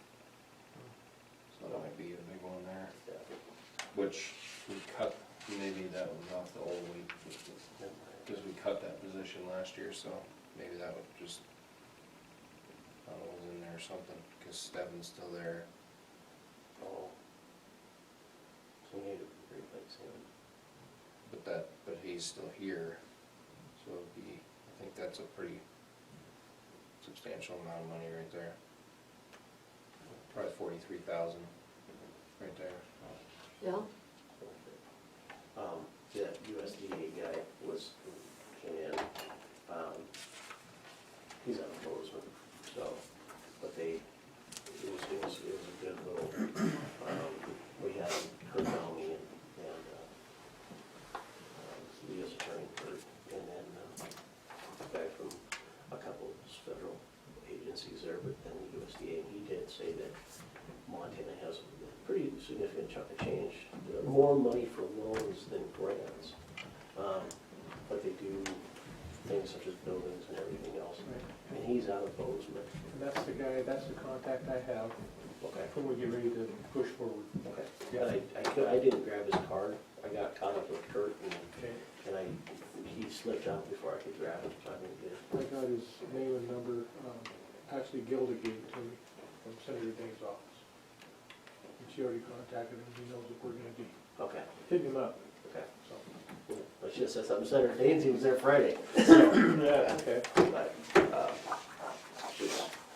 should have been there a little bit, I didn't even think about that, so, but, I found the other one. The detective position was filled by a deputy, but she still has the detective position in there at $62,000, so there's 90,000 or 100,000 that we take out, or 11, or 12, so. so at first swipe, it looks like we're balanced. really close. Outside of talking to you guys about the vehicles, so, that's, yeah. So, I'll sit down with Debbie and we'll get that stuff cleaned up, hopefully by Wednesday. I don't think she's in today, but, tomorrow, hopefully I can get that taken care of. Or I can go through and give you, take out that, I guess, but I should be able to do that pretty easy, actually. Yeah, I still noticed huge, well, that would have been the increases with the added positions then, And that, and then that, in the work comp. well, that stuff on the jail, so, we were off on that. You have 11,000 in detention. Or in detention, yeah. So, do you want him to just go punch the numbers in, and then bring you guys something back, or do you That want was something to look at anyway for right now, and then when Debbie gets here, you can fine tune it. and then maybe on Wednesday, chat about it again? Does that sounds good, sound good? yeah. So we don't need to you just maybe bring them a copy back so they can review it, and then I can just email it to them. That email works. it, so, and then you guys will at least be able to digest it and Yeah, see what's there. if it's balanced, I say we just submit it and go from there. Is that good with you guys? I'm good with it. That's true. Ready with it? Yeah, I found my mistakes, or the mistakes, our mistakes. Hopefully it's that easy. Numbers, Thanks, you guys. start looking at numbers, Thanks, it'll start guys. making you busy. Enjoy the rest of your afternoon. Thank you, you too. I'm gonna try. I gotta take some time off this week because I gotta go and, I got some critters that just won't stay in, so. I gotta get it done. You still got some grass to mow after being gone a week, right? I knocked it down Saturday. I came home, put some rail fencing up and then, but I was standing there in the living room yesterday and look outside and my sheep are standing on the front porch. All right, so they're destroying everything, so I'm gonna try to get, I've got to fence my whole east pasture off so they can, I mean, it's got barbed wire and there's ducking underneath it, so I got a bunch of woven wire that I'll put up, and that's a pain to stretch. And doing it by hand without at least when you have a tractor, you can, you know, you got one of those big spools. So, but, I mean, I have one of those, it's not for wool one, it's for chain link structures, it has the three little things. yeah. Look and kind of borrow if you want, it makes it Well, a little easier. it's only 32 okay. inches, yeah. So I'm just gonna put two 2x4s together and Okay. put my cable winch around it and stretch it, and hopefully the little sheds will stay in. But I get a couple calls every day. Your sheep are standing on the road. All right. So, what else to do with them? So they're killing me, but I gotta get it done. So, Alrighty. but yeah, there's some pretty good stuff. But I'm a little disappointed with Pilt. That email was depressing as hell. So we didn't get hit as bad as Mineral County. They lost $470,000 in Pilt, and Missoula County took a 14% hit. And Somebody took like a 23 or something? I don't know. Well, Mineral lost 470,000. They went from 720,000 to 250. And I was like, how in the? I mean, Mineral County's got a ton of Forest Service ground in there. Bill, best explanation Bill could give me is that they're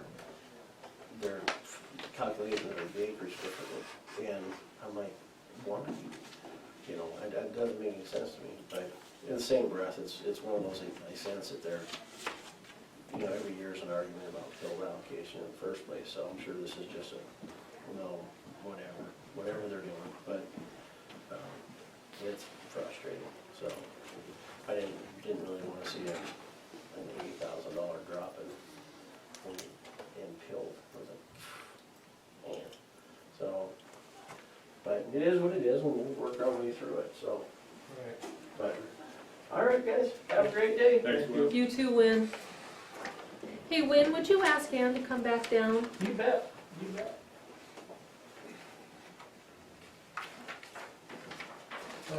Beaverhead took a huge hit too. There was a couple of looking at that, and going, wow, how do you run a budget with that happening to you? Yeah. Yeah, so I was looking at our agenda, we're looking to go over Opportunity Bank or? We can do that now, and just now. Okay. You read through the report. I did, through the report. Yeah, looked good. Looked like there was no No issues. issues, things we need to worry about, so.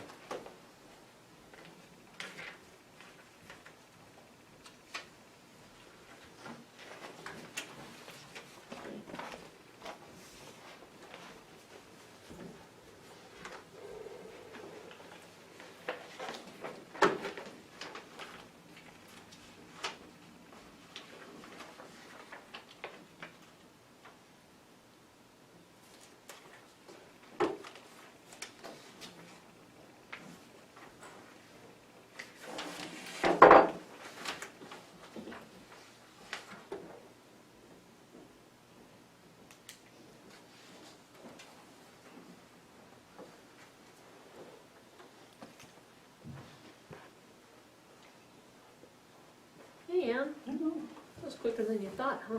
Yeah. Coming upstairs with a short reprieve. Okay, so let's see, we'll go to the Opportunity Bank purchase process. This is a letter. On behalf of the Opportunity Bank of Montana, please propose the for the correct credit facility, you requested this proposal is subject to conditions as outlined below.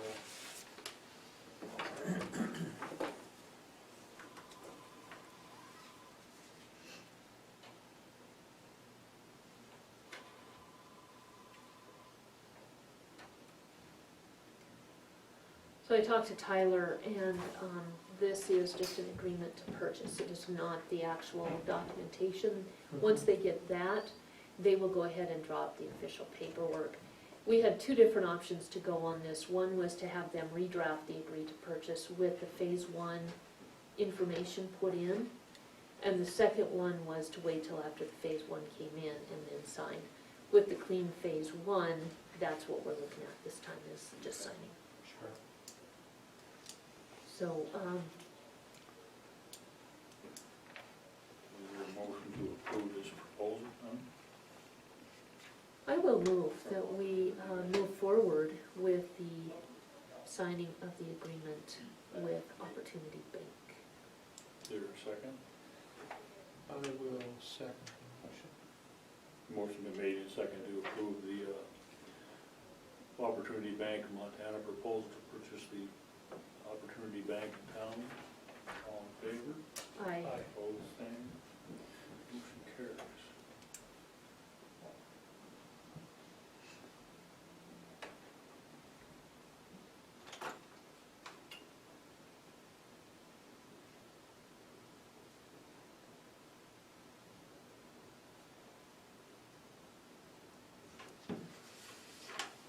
And then the other, we need to have the Broadwater County advertisement for the public health officer. That was put on the agenda when it looked like we would not have a quorum for the Board of Health meeting. I know we have a meeting Wednesday morning, but I think we would be wise to approve this, move it forward since we're at the end of June, and get this taken care of. We can still revisit it on Wednesday, but if something happens and we don't have quorum, I think we'd be remiss not to move forward. Oh, okay, so this isn't something that the Board of Health has to approve, this is something we would. Well, we're three members of the Board of Health. Yeah, You know, but it should be approved by the Board of Health as well, but we can move forward Can with it. move And then forward. what we would do is the Board of Health would approve the decision. okay. So all we're doing right now is approving to put out the advertisement, which we have already approved, Mhm. but again, not with the Board of Health, but with the county attorney. So I would say there's absolutely no question that the decision goes to the Board of Health. I do not think we're out on a limb with us agreeing to put out the advertisement. And this was all to do with the rental of the lease agreement, excuse me, of the modular.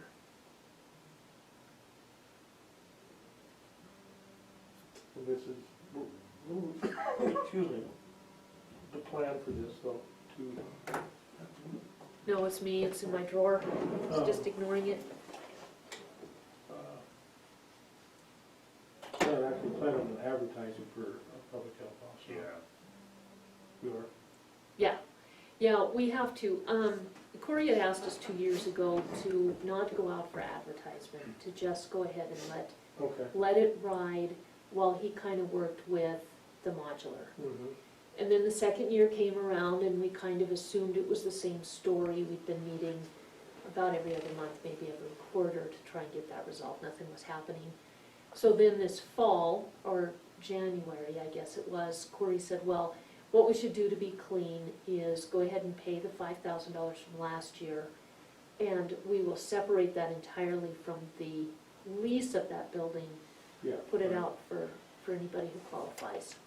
Okay. So that's what this is. Gotcha, yep. We've needed to address this with Board of Health, but we just, one time it didn't make it on the agenda, and the other time we didn't have a quorum. Yeah. So that's why we're at the end of June needing to act. Okay.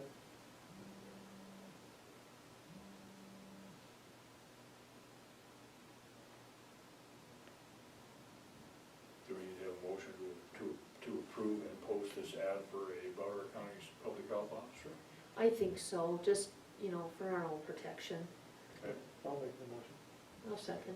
motion been made and seconded to approve and post the advertisement for the Broadwater County Public Health Officer. All in favor? Aye. Opposed, same, motion carries.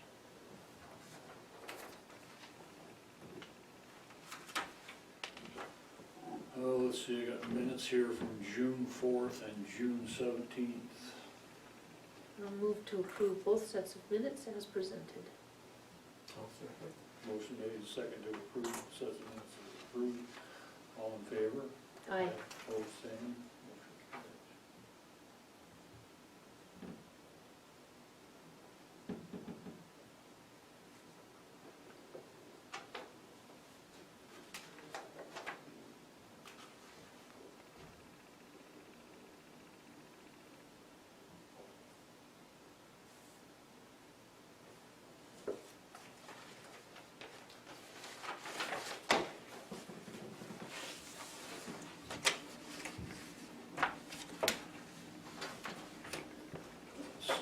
Here we have a business radio relicensing,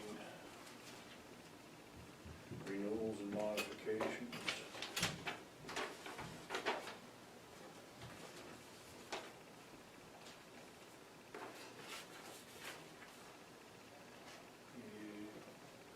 The Annual National Association of Counties Conference, Clark County, Las Vegas, and Water Wastewater Digest. I think this business radio licensing needs to go to Wynn. I think it's for his service radios. I think that's the one where you give them $95 and they fill out your renewal for you, and you can just go ahead and redo that yourself. Oh, let's do it ourselves. I think that's Okay. what, because we went through that last year. It was ringing a bell, but I wasn't sure what bell it was ringing. We have payroll claim in the amount of $189,305.93. Or would we take payroll and set them out? I'll second the motion. Motion been made and seconded to pay, sign payroll claim and set amount. All in favor? Aye. Opposed, same, motion carries.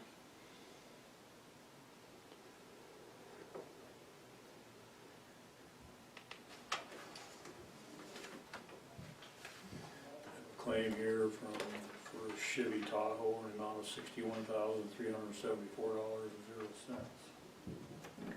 We got the minutes for that, for the show. Yeah, Yeah. Okay. I found the minutes and the request from the sheriff, Request. and it's attached to the actual Okay. form that Michelle has. All right, with the minutes, I move that we pay the approved claim in the amount of $61,000 what? $374. $374. Second. Any further Bless you, discussion? Ann. All in favor? Aye. Opposed, same, motion carries. Excuse me, Mr. Chair. Which direction is that vehicle going to? I mean, Sheriff's Department. oh, for the sheriff's department, okay, thank you.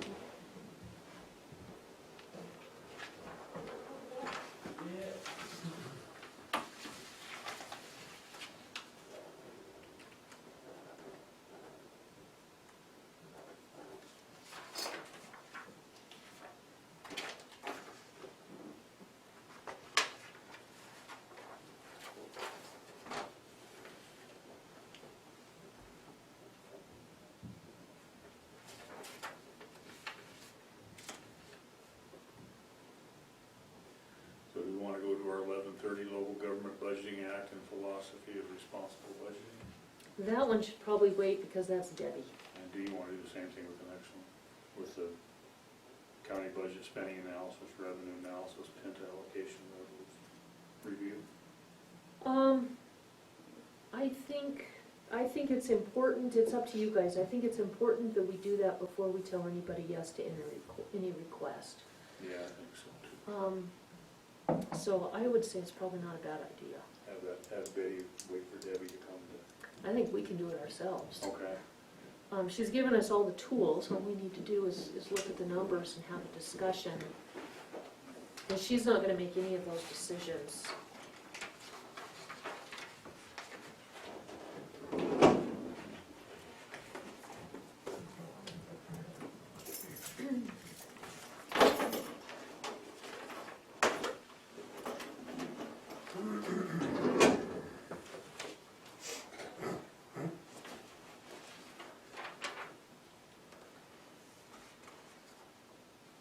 So one of the things I talked to Michelle about this morning is solid waste, first of all. She said that that is not included in our PILT worksheet. We sent a letter to Department of Administration that we would be transferring money from PILT to solid waste to cover the negative from our cash balance last year. And I brought a report from last June, so it'd be June of 18, and I've got it here somewhere, but off the top of my head, it was $129,000 that we need to take off PILT to start.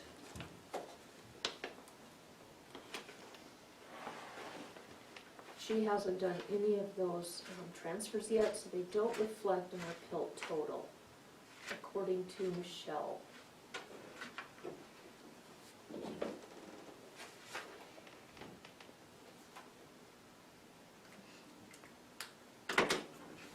So the other constants, the other one is Dry Creek, and that's 19,000 off the top of my head. So, 29, 19. And then we have our insurance, that was 159,000. 100,000 goes to the Barris litigation fund. And then 50,000 goes to the 43.8, which is the memorial fund for Mason. So that's right off the top of PILT, before we've done anything else.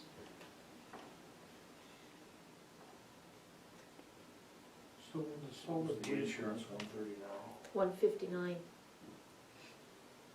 and, let's see, what did you say Deep Creek was? 19.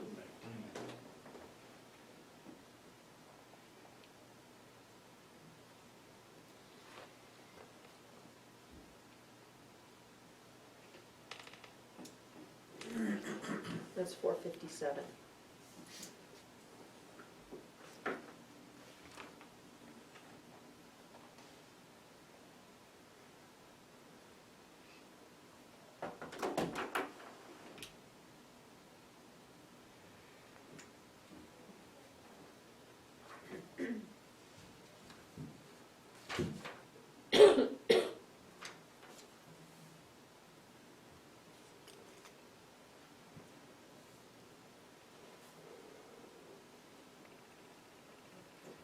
So Debbie's list includes some of the things that we do every year from PILT, CASA advocates, food pantry, tree board. That's just 6,000.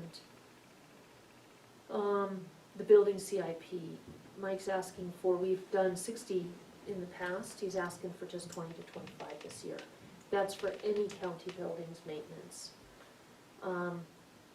And it includes, that's where we paid for the grinder a couple years ago, the inline grinder for the detention center, AC unit for both the detention center and the rest of the courthouse, that kind of stuff. A lot of the plumbing, the food service, ambulance, and the airport and the library. We put a little bit of money in a CIP every year, so that's the vehicles Brandon was asking about. We put 20 grand in their vehicle account every year with the idea that they save that up, add to it with any savings, and every year they have the money, or every other year they have the money for a vehicle. City has the same plan, so every year they should be able to get at least one.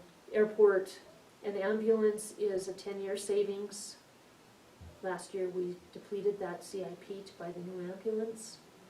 We were money short, so we took out a PILT. And we did not put anything in the CIP last year, so that's sitting at 0. Generally, the ambulance fund has some money left over from the mills. Their mills are pittance, so it's usually about $6,000 extra. And that matches the PILT. The airport, that is for their runway. Library, a couple of years ago we had to buy, we split it with the school, but it's a county school library. That is not just a school library. So we have a contract and an agreement from the public that we share the library. So we share personnel, we share equipment in there, we share the cost of running the library. So that's why we have that in our budget. So those are ongoings.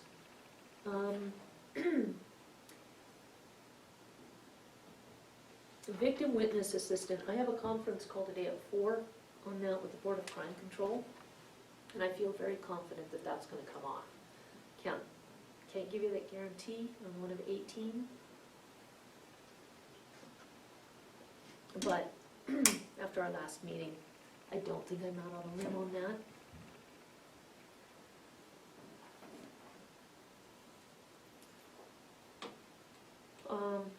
One of the others we're gonna have to make sure we have money for is the legal fund.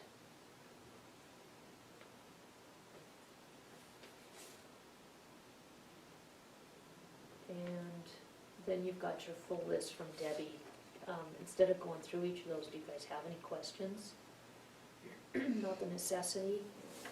Oh, and one other thing before, I did ask Debbie if she could make a line item here that shows the money that is in PILT from the Wheatland turn lanes. That was, again, the source of a lot of fiction a couple of years ago, but what we did is we used PILT to essentially loan to a MDT requirement. So the county would have had to pay $150,000. We actually paid that amount with an agreement with a contract, a subdivider that he would pay us back. He did over the years, plus about $27,000 in interest, so it was a strong win for the citizens. That was the result of economic development, so I've asked her if she could just keep that money separated from the rest of PILT, so we can see where that's at, and ensure that that is used for economic development. So that's not in here yet, but that's about $80,000. So any questions on that worksheet? Again, I don't want to just drone on.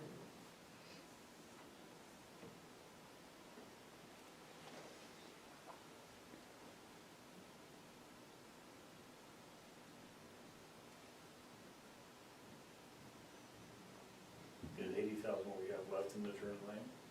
Roughly, yes.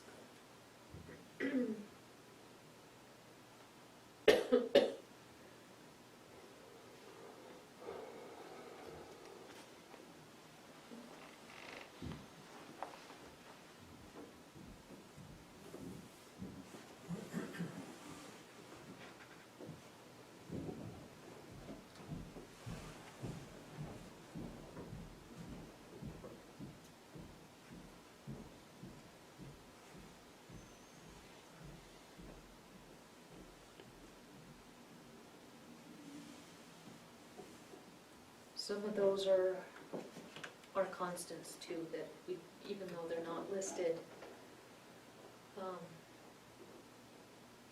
there's no other source.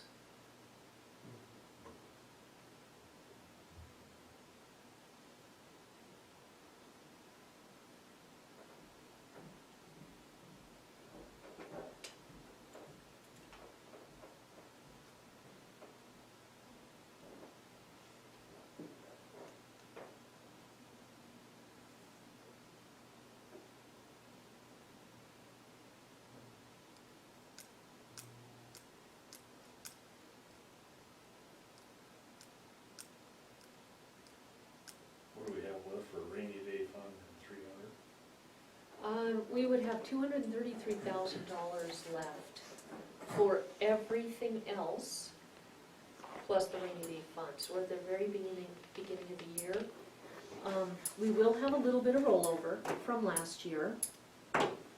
And it looks like that's about 128, so you could add that to the 233.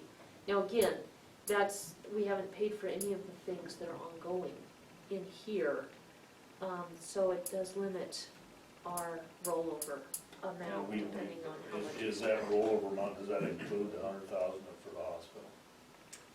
No. That never got used? Right, it was never spent, so it is the unspent amount is how she's got it labeled here, and the 100,000 for the hospital is in that column.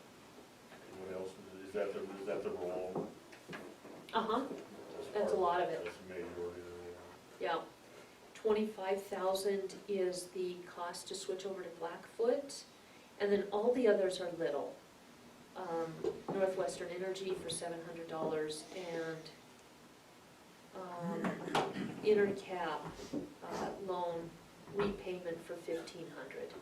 Those, you know, when you're talking about $100,000. Was the Northwest Energy, was that the utilities for extension? Mhm. Yep.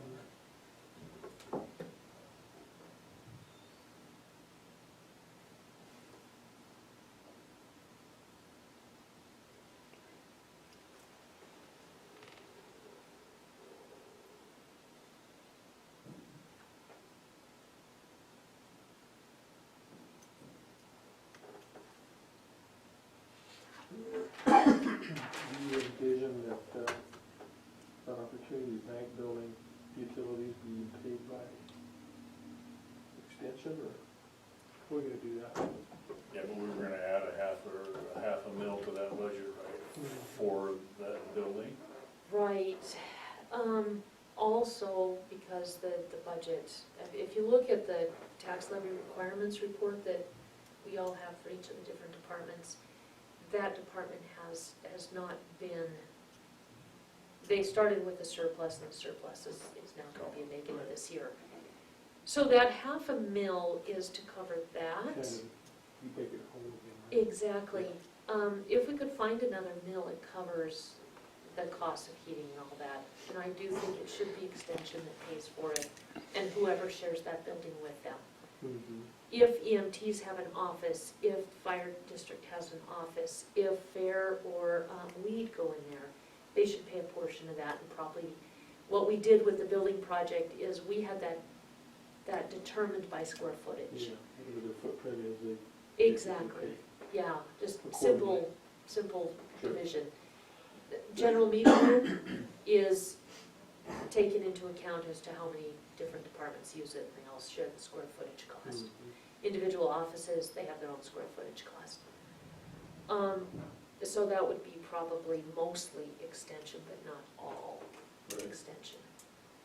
I'm hopeful that Mike can find a way to make that more energy efficient. More insulation, whatever. Right.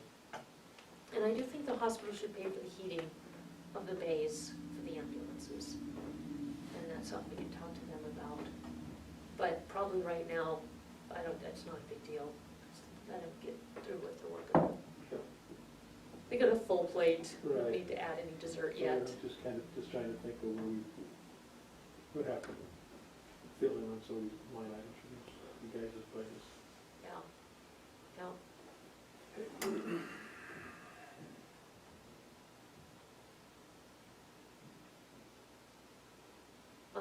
And I would like us to consider solar on the Opportunity Bank building. I know it saves money on residential homes, and I know there's a payback that you can get. If that's an opportunity for us to save money long-term, I think it's a good investment, at least to look into. I don't know how it works for commercial buildings or local government buildings, but Yeah. I'd at least like to look at it. So it'd be good to ask about that, Watson's put that big solar array out there on their building. Yeah. See what the return is, Yeah, not for them. yeah. And better insulation, the windows, are they good quality windows? I don't know. Well, I think the ones in those bays with, Those they're ones in single those, pane windows. in those aren't they? bays are, yeah, they're, They're, they definitely Yeah. need some work there, Yeah. those need to get replaced. yeah. And then depending on how we put offices in there, that main door that opens into the main area, is there an opportunity to save money because we won't have as many people going in and out? Right. Mike said that we could set the temperature and reduce it at night like we do in this building. What he's saved is, tens of thousands of dollars a year just by doing that. Could the same thing transfer or translate across the street? I think so. Sure. I hope so. So, I'm sure that there's some ways we can take to do that. yeah. But, yeah, if we could find a whole mill for extension, that would be good. The other thing is district court. We've just added expense to a budget that has also been sinking. Yeah. We're in a negative cash balance for that budget right now. Well, the finance, they never, them as well. What's that? Finance, they're gonna be paying for a person. Yeah. Yeah, I think finance actually can afford it. Those guys are overly frugal. I would like to see them worry more about the training they need than the fact that they don't want to spend the money. That's our worry. See, right now, isn't district court paying for part of Janea though, so, aren't they? Yeah, they're paying for 16 hours, 16, so they gotta come up with 8 more hours. 8 more hours. However, did you guys look at the cash report for district court? Val and I talked last year, and I told her then, I said, I will work to get you another $500,000 and try and get you a full mill. I was able to get her $500,000. That was it. If we get another couple of mills, maybe we look at giving them another half. I think they're in the hole right now by over $100,000. So the question is, can they afford the personnel they have now? And can they afford more? And I do have that report, I just need to find, Did that come Bring from, too much did that come paperwork. from the mental committals? Is that where that was from? no, that's in a whole different fund. It's the same fund of district court, but it's a whole different line item or object code. So, no. Okay, here it is. Oh, this is last year, so, I've got this here somewhere. I know I have it in the book.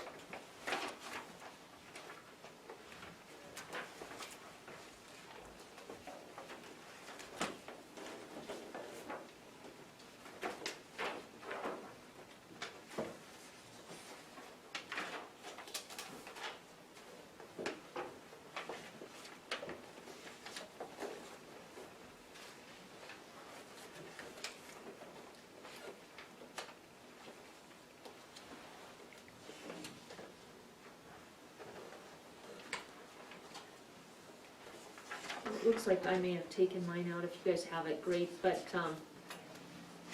something we'll need to review and make sure that we can cover.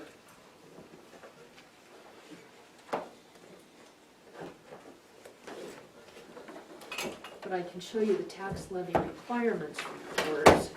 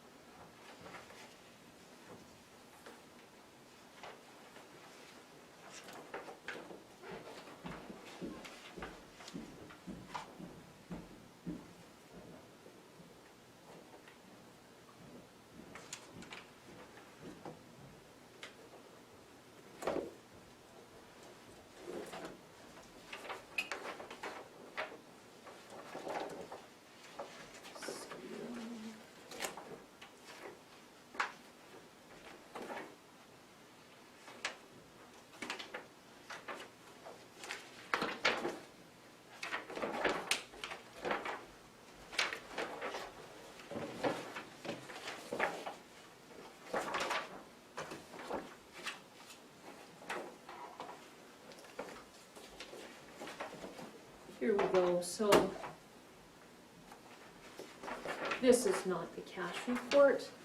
But it does show you, if there was a mathematical error last year, it does show you where they're at as of the beginning of last year, if spending followed their budget.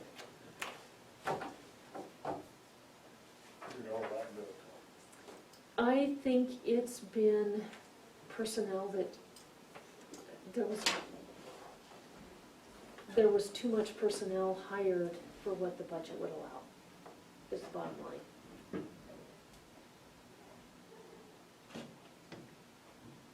There was a contract employee who was extremely part-time, you know, filling in for vacations, that kind of thing. And then that kind of morphed into a constant employee. And as each little step was taken, there was nothing done to increase the budget. That budget is not funded by mills other than the $500,000 they got last year. It's entitled, and it's funded by entitlement share, which, unlike the mills that just go up 0.5% every year, entitlement share goes up 3%. So it was determined, I wasn't here at the time, but my understanding is it was determined to be a much more aggressive way of funding district court than by mills because of 1510-420, and I think it would have handled it except for the additional personnel. So what will we do about that? I don't know. It might be something for Wednesday, bring our cash reports and see where we're at.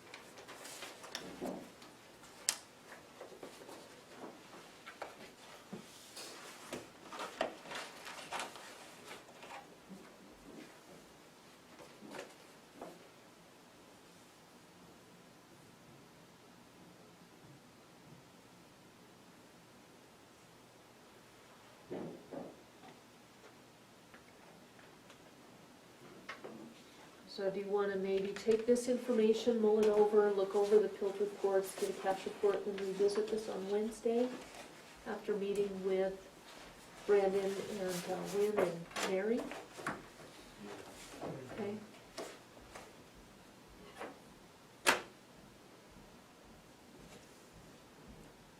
Or we can discuss more now. I'm easy either way. We do have a closed door, and then I have to be done at 4. You guys are welcome to listen in if you want.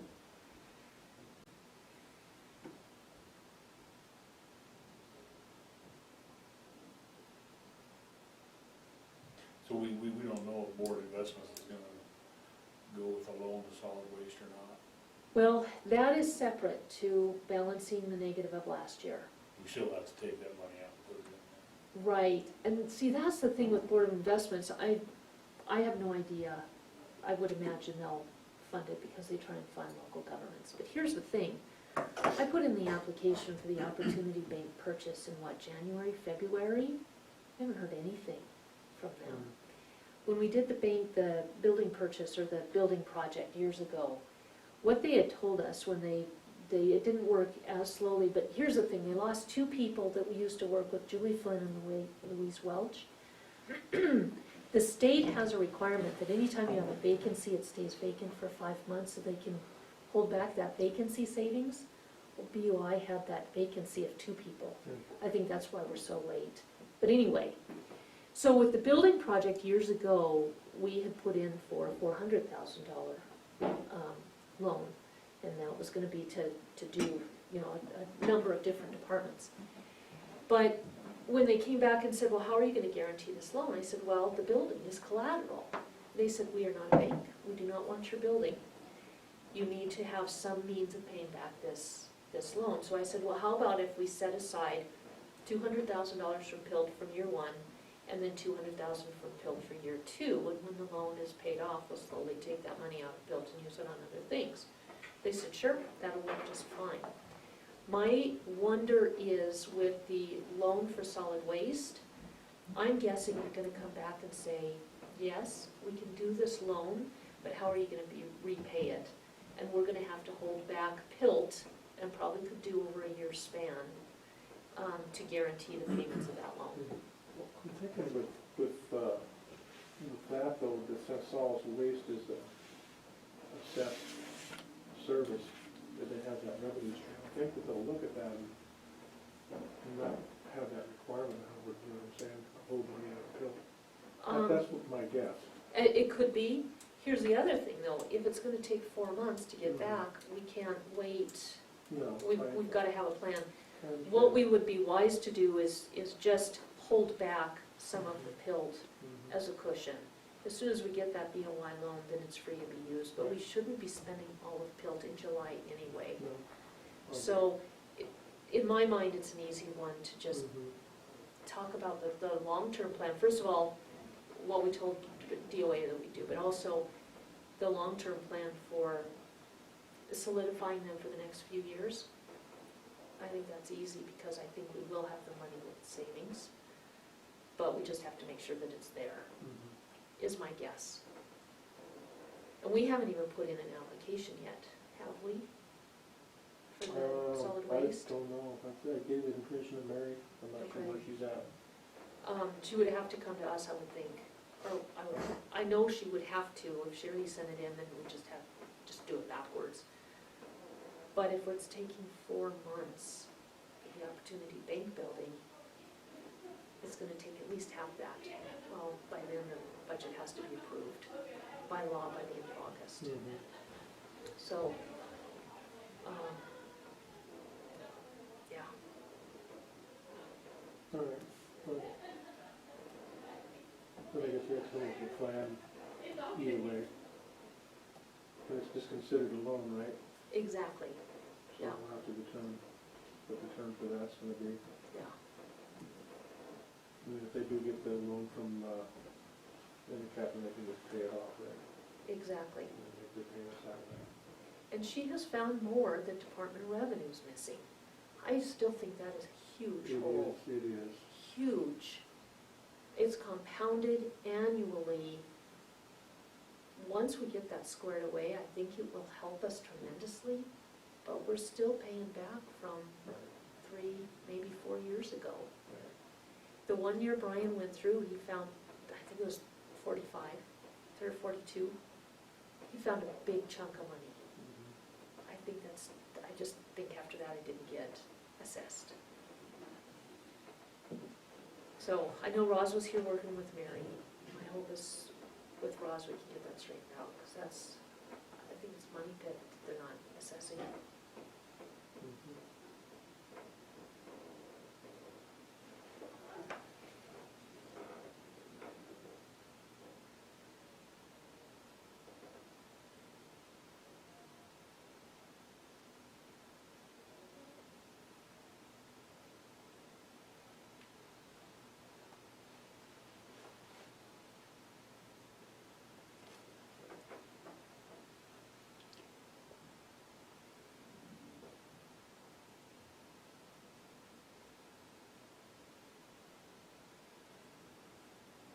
So you take an infill of 70,000 district court is short, are they gonna continue to still be short? If we can get them another mill, that should help straighten them out. They didn't have, I don't think they had any trials last year. That helps. But of course, everything except for food for the jury is reimbursed. So it's really what we pay for district court is the office space, the equipment, and the personnel.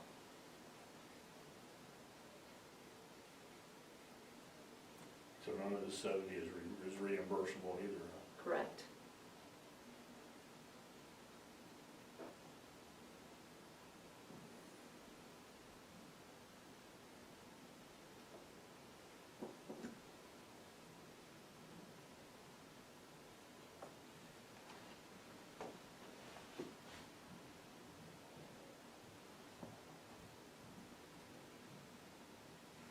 And it is where my hesitation of increasing the personnel hours came from, is if you're running in the negative, quit shoveling.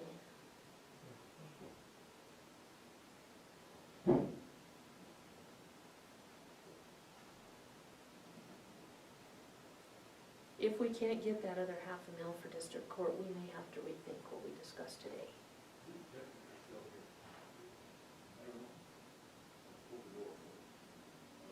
Does the hospital district have no elected 2 mills, or they just get 2 mills? They get, I think it's 2.33 mils goes to them. If there is a buyout of the hospital, then that's certainly something we can look at, because I don't know that there would be that requirement anymore. So that could be an ace in the hole for us at this point. If there isn't, then that's the money that would be spent to repair. That's the $100,000 that was impilled that would be used to repair the AC or a bathroom, or, Yeah. because that is our responsibility to take care of that building. Is there gonna be any funding involved with the cleanup of the ambulance building? Or is that all covered? It sounds like that is 100% covered. So that's good.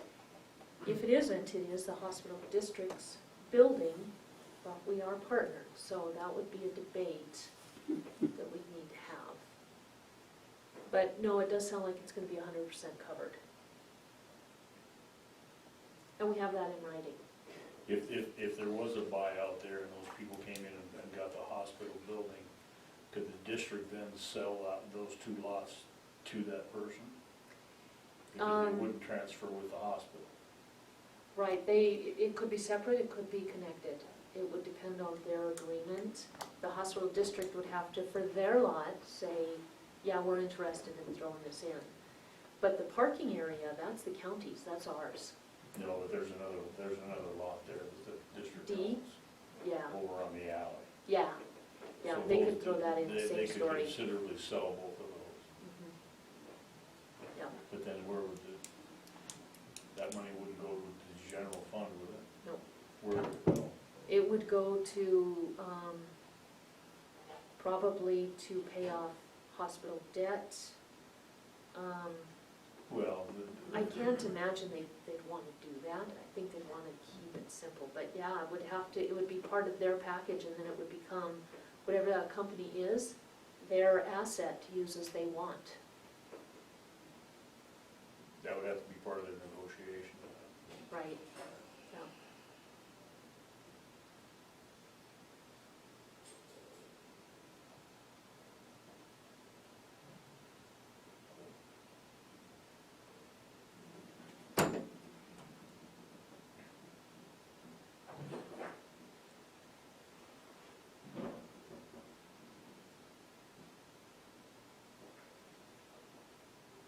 So even if they kept the hospital district, which I'm thinking that they're going to keep the hospital district still in force, they wouldn't have any need for funding, would they? That's just it. They're talking about keeping it in force just because it would be really hard to restart it again. But yeah, they probably would be just a board that would need to meet, I think it's once a year that law requires, and that's it. But they probably wouldn't have anything active to do at this point. If something changes down the road, then we'd have that entity already set up to address that. Yeah, and then at that point, I would think that 2.33 mils would come back for us to use elsewhere.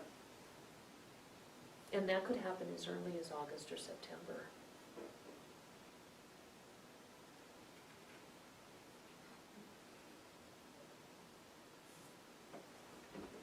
So would you have to do a budget amendment to include those mills in the budget then? Mm-hmm.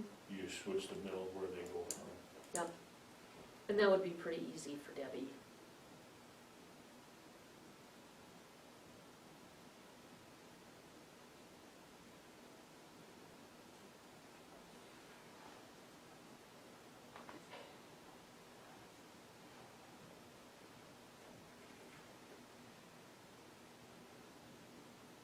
We won't know what we get for mills until August, right? First Monday of August, I believe, is the date. Yeah.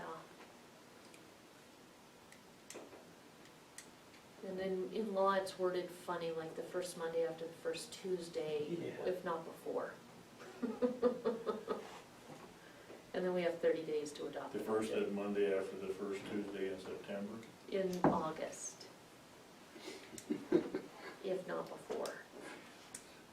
So last year, we got it the Friday before even the first Monday. I think it was like the 1st of August or something. It was the 3rd of August. We got it early, which is a blessing and a disguise. If you're not ready to go when you get those values, that clock starts, you got 30 days to adopt the budget, whether you're ready or not. So that's why we try and have so much done with the budget. By the time we get the values, a lot of things get shuffled, but at least you have a foundation. Right. And for us, that is not necessarily our crunch time, it is, but that is the crunch time for Debbie. That's when Debbie goes as close to insane as anybody can.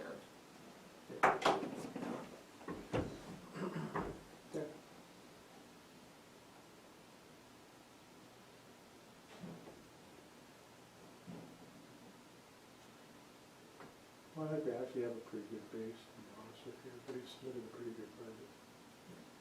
Pretty good, for the most part. Yeah, We'll get some of these other ones sorted out on Wednesday. yeah. Some of what Debbie sent out this weekend had me a little bit cautious. But I've been feeling pretty good about this budget season overall. Yeah. I'm a little bit worried that we don't have the preliminary done. That'll come, It will. so.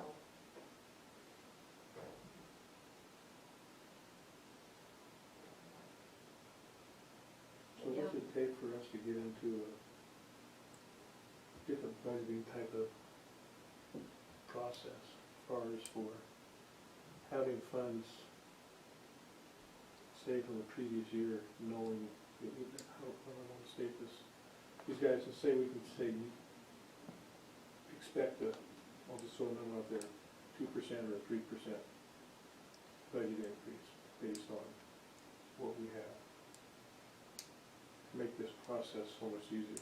All they can do is take their current budget, add 3%, that's what it is preliminary. We get our mills and then we adjust it from there. We kind of have that now.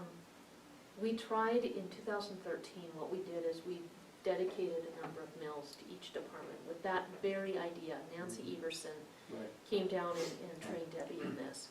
So public safety had this number, general fund had this number, airport had this number. And what we told every department is, if the value of the mill goes up, you have a little bit extra to spend. Right.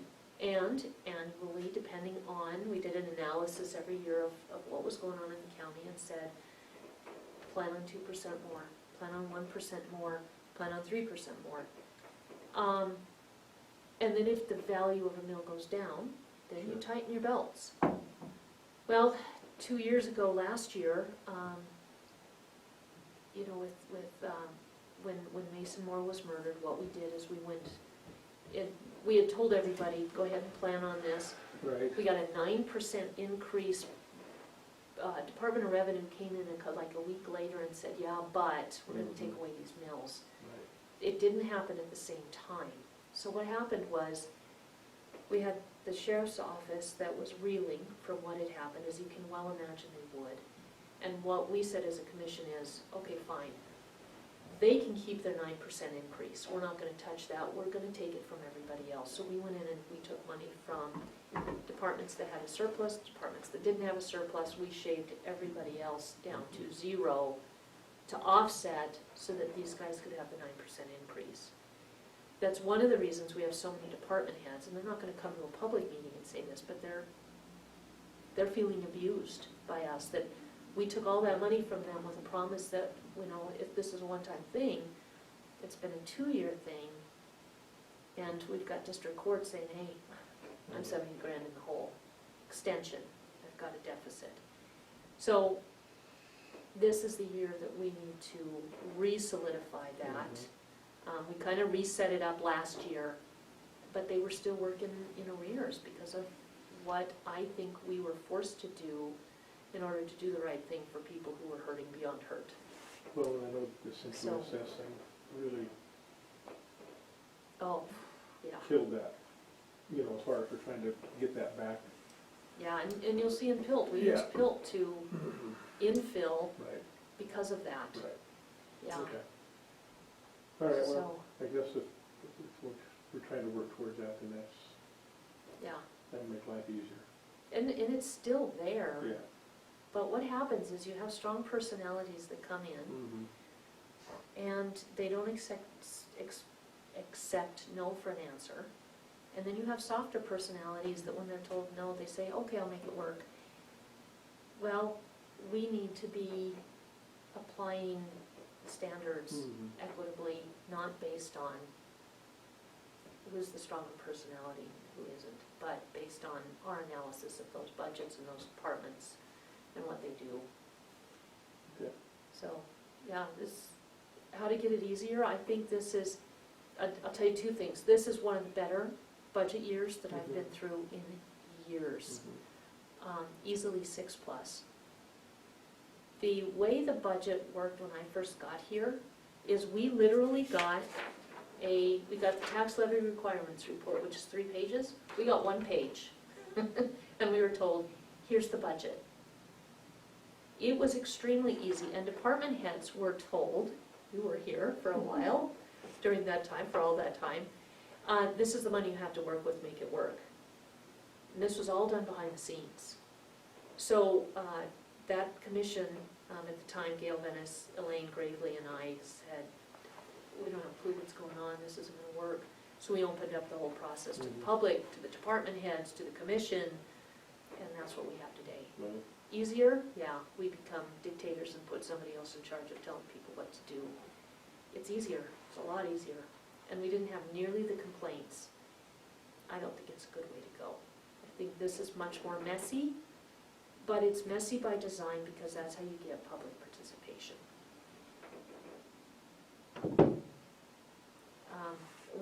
And I told you this before, when Eric Bryson was here and he was talking to different departments, what he kept hearing is, they don't tell us enough about the budget. When he called me, he said, you guys have really opened up your budget process, haven't you?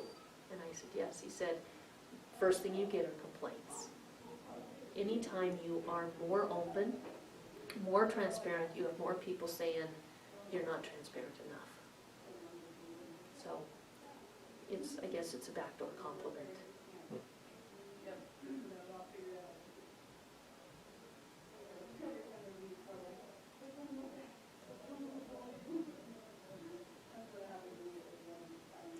We got anything else then?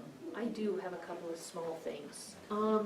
So, the Bureau of Reclamation wanted a second railing, hand railing, put on the ramp going down to the docks at the silos. Sharon asked me if we wanted that.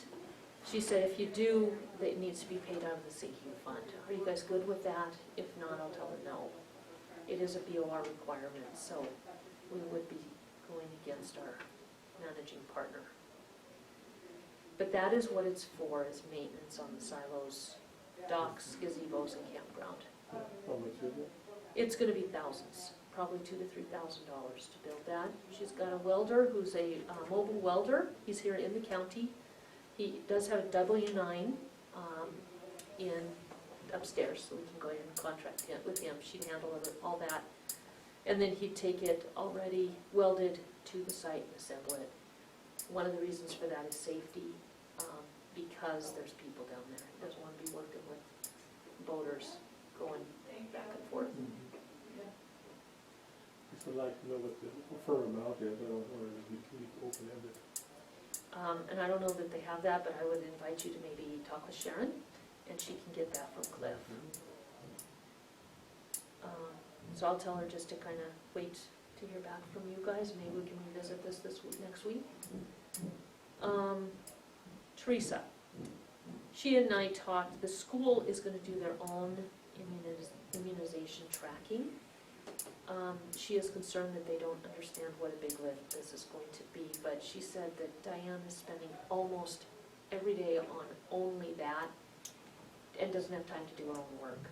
So she either needs to have the school pay for Diane's time, which is minimal as compared to what other counties and schools have worked out, or to let Diane do other stuff. So she saw it as a win on this. She does expect the school will come back next year and say, we don't have to, exactly, yeah. So the farmer's market, and then I need to talk to Debbie about this, but every other county that has this particular grant from DPHHS, what they have is a separate account where it's $50 here, $50 there to the farmer's market vendors. The contract says that they will be paid immediately. Our system is at least 2 weeks. So she would like to do it the same way as the fair does. The fair gets a check, they cash it, and they use that cash to pay the people for their red ribbons, their blue ribbons, that kind of thing. They like to do the same process for the farmer's market. You guys have any issue with that if I talk to Debbie? We're coming back with the seniors, this program is the senior, is that what we're doing? Exactly, it's for Yeah. low-income seniors, and it Right. pays them to buy fresh produce at the farmer's market. Yeah. So she has a model that other counties use and would like to also bring that forward.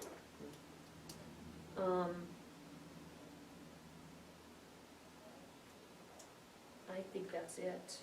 There was something else with Teresa, but I can't remember what it is. So, that's it from me. Okay, so I guess we will recess to a closed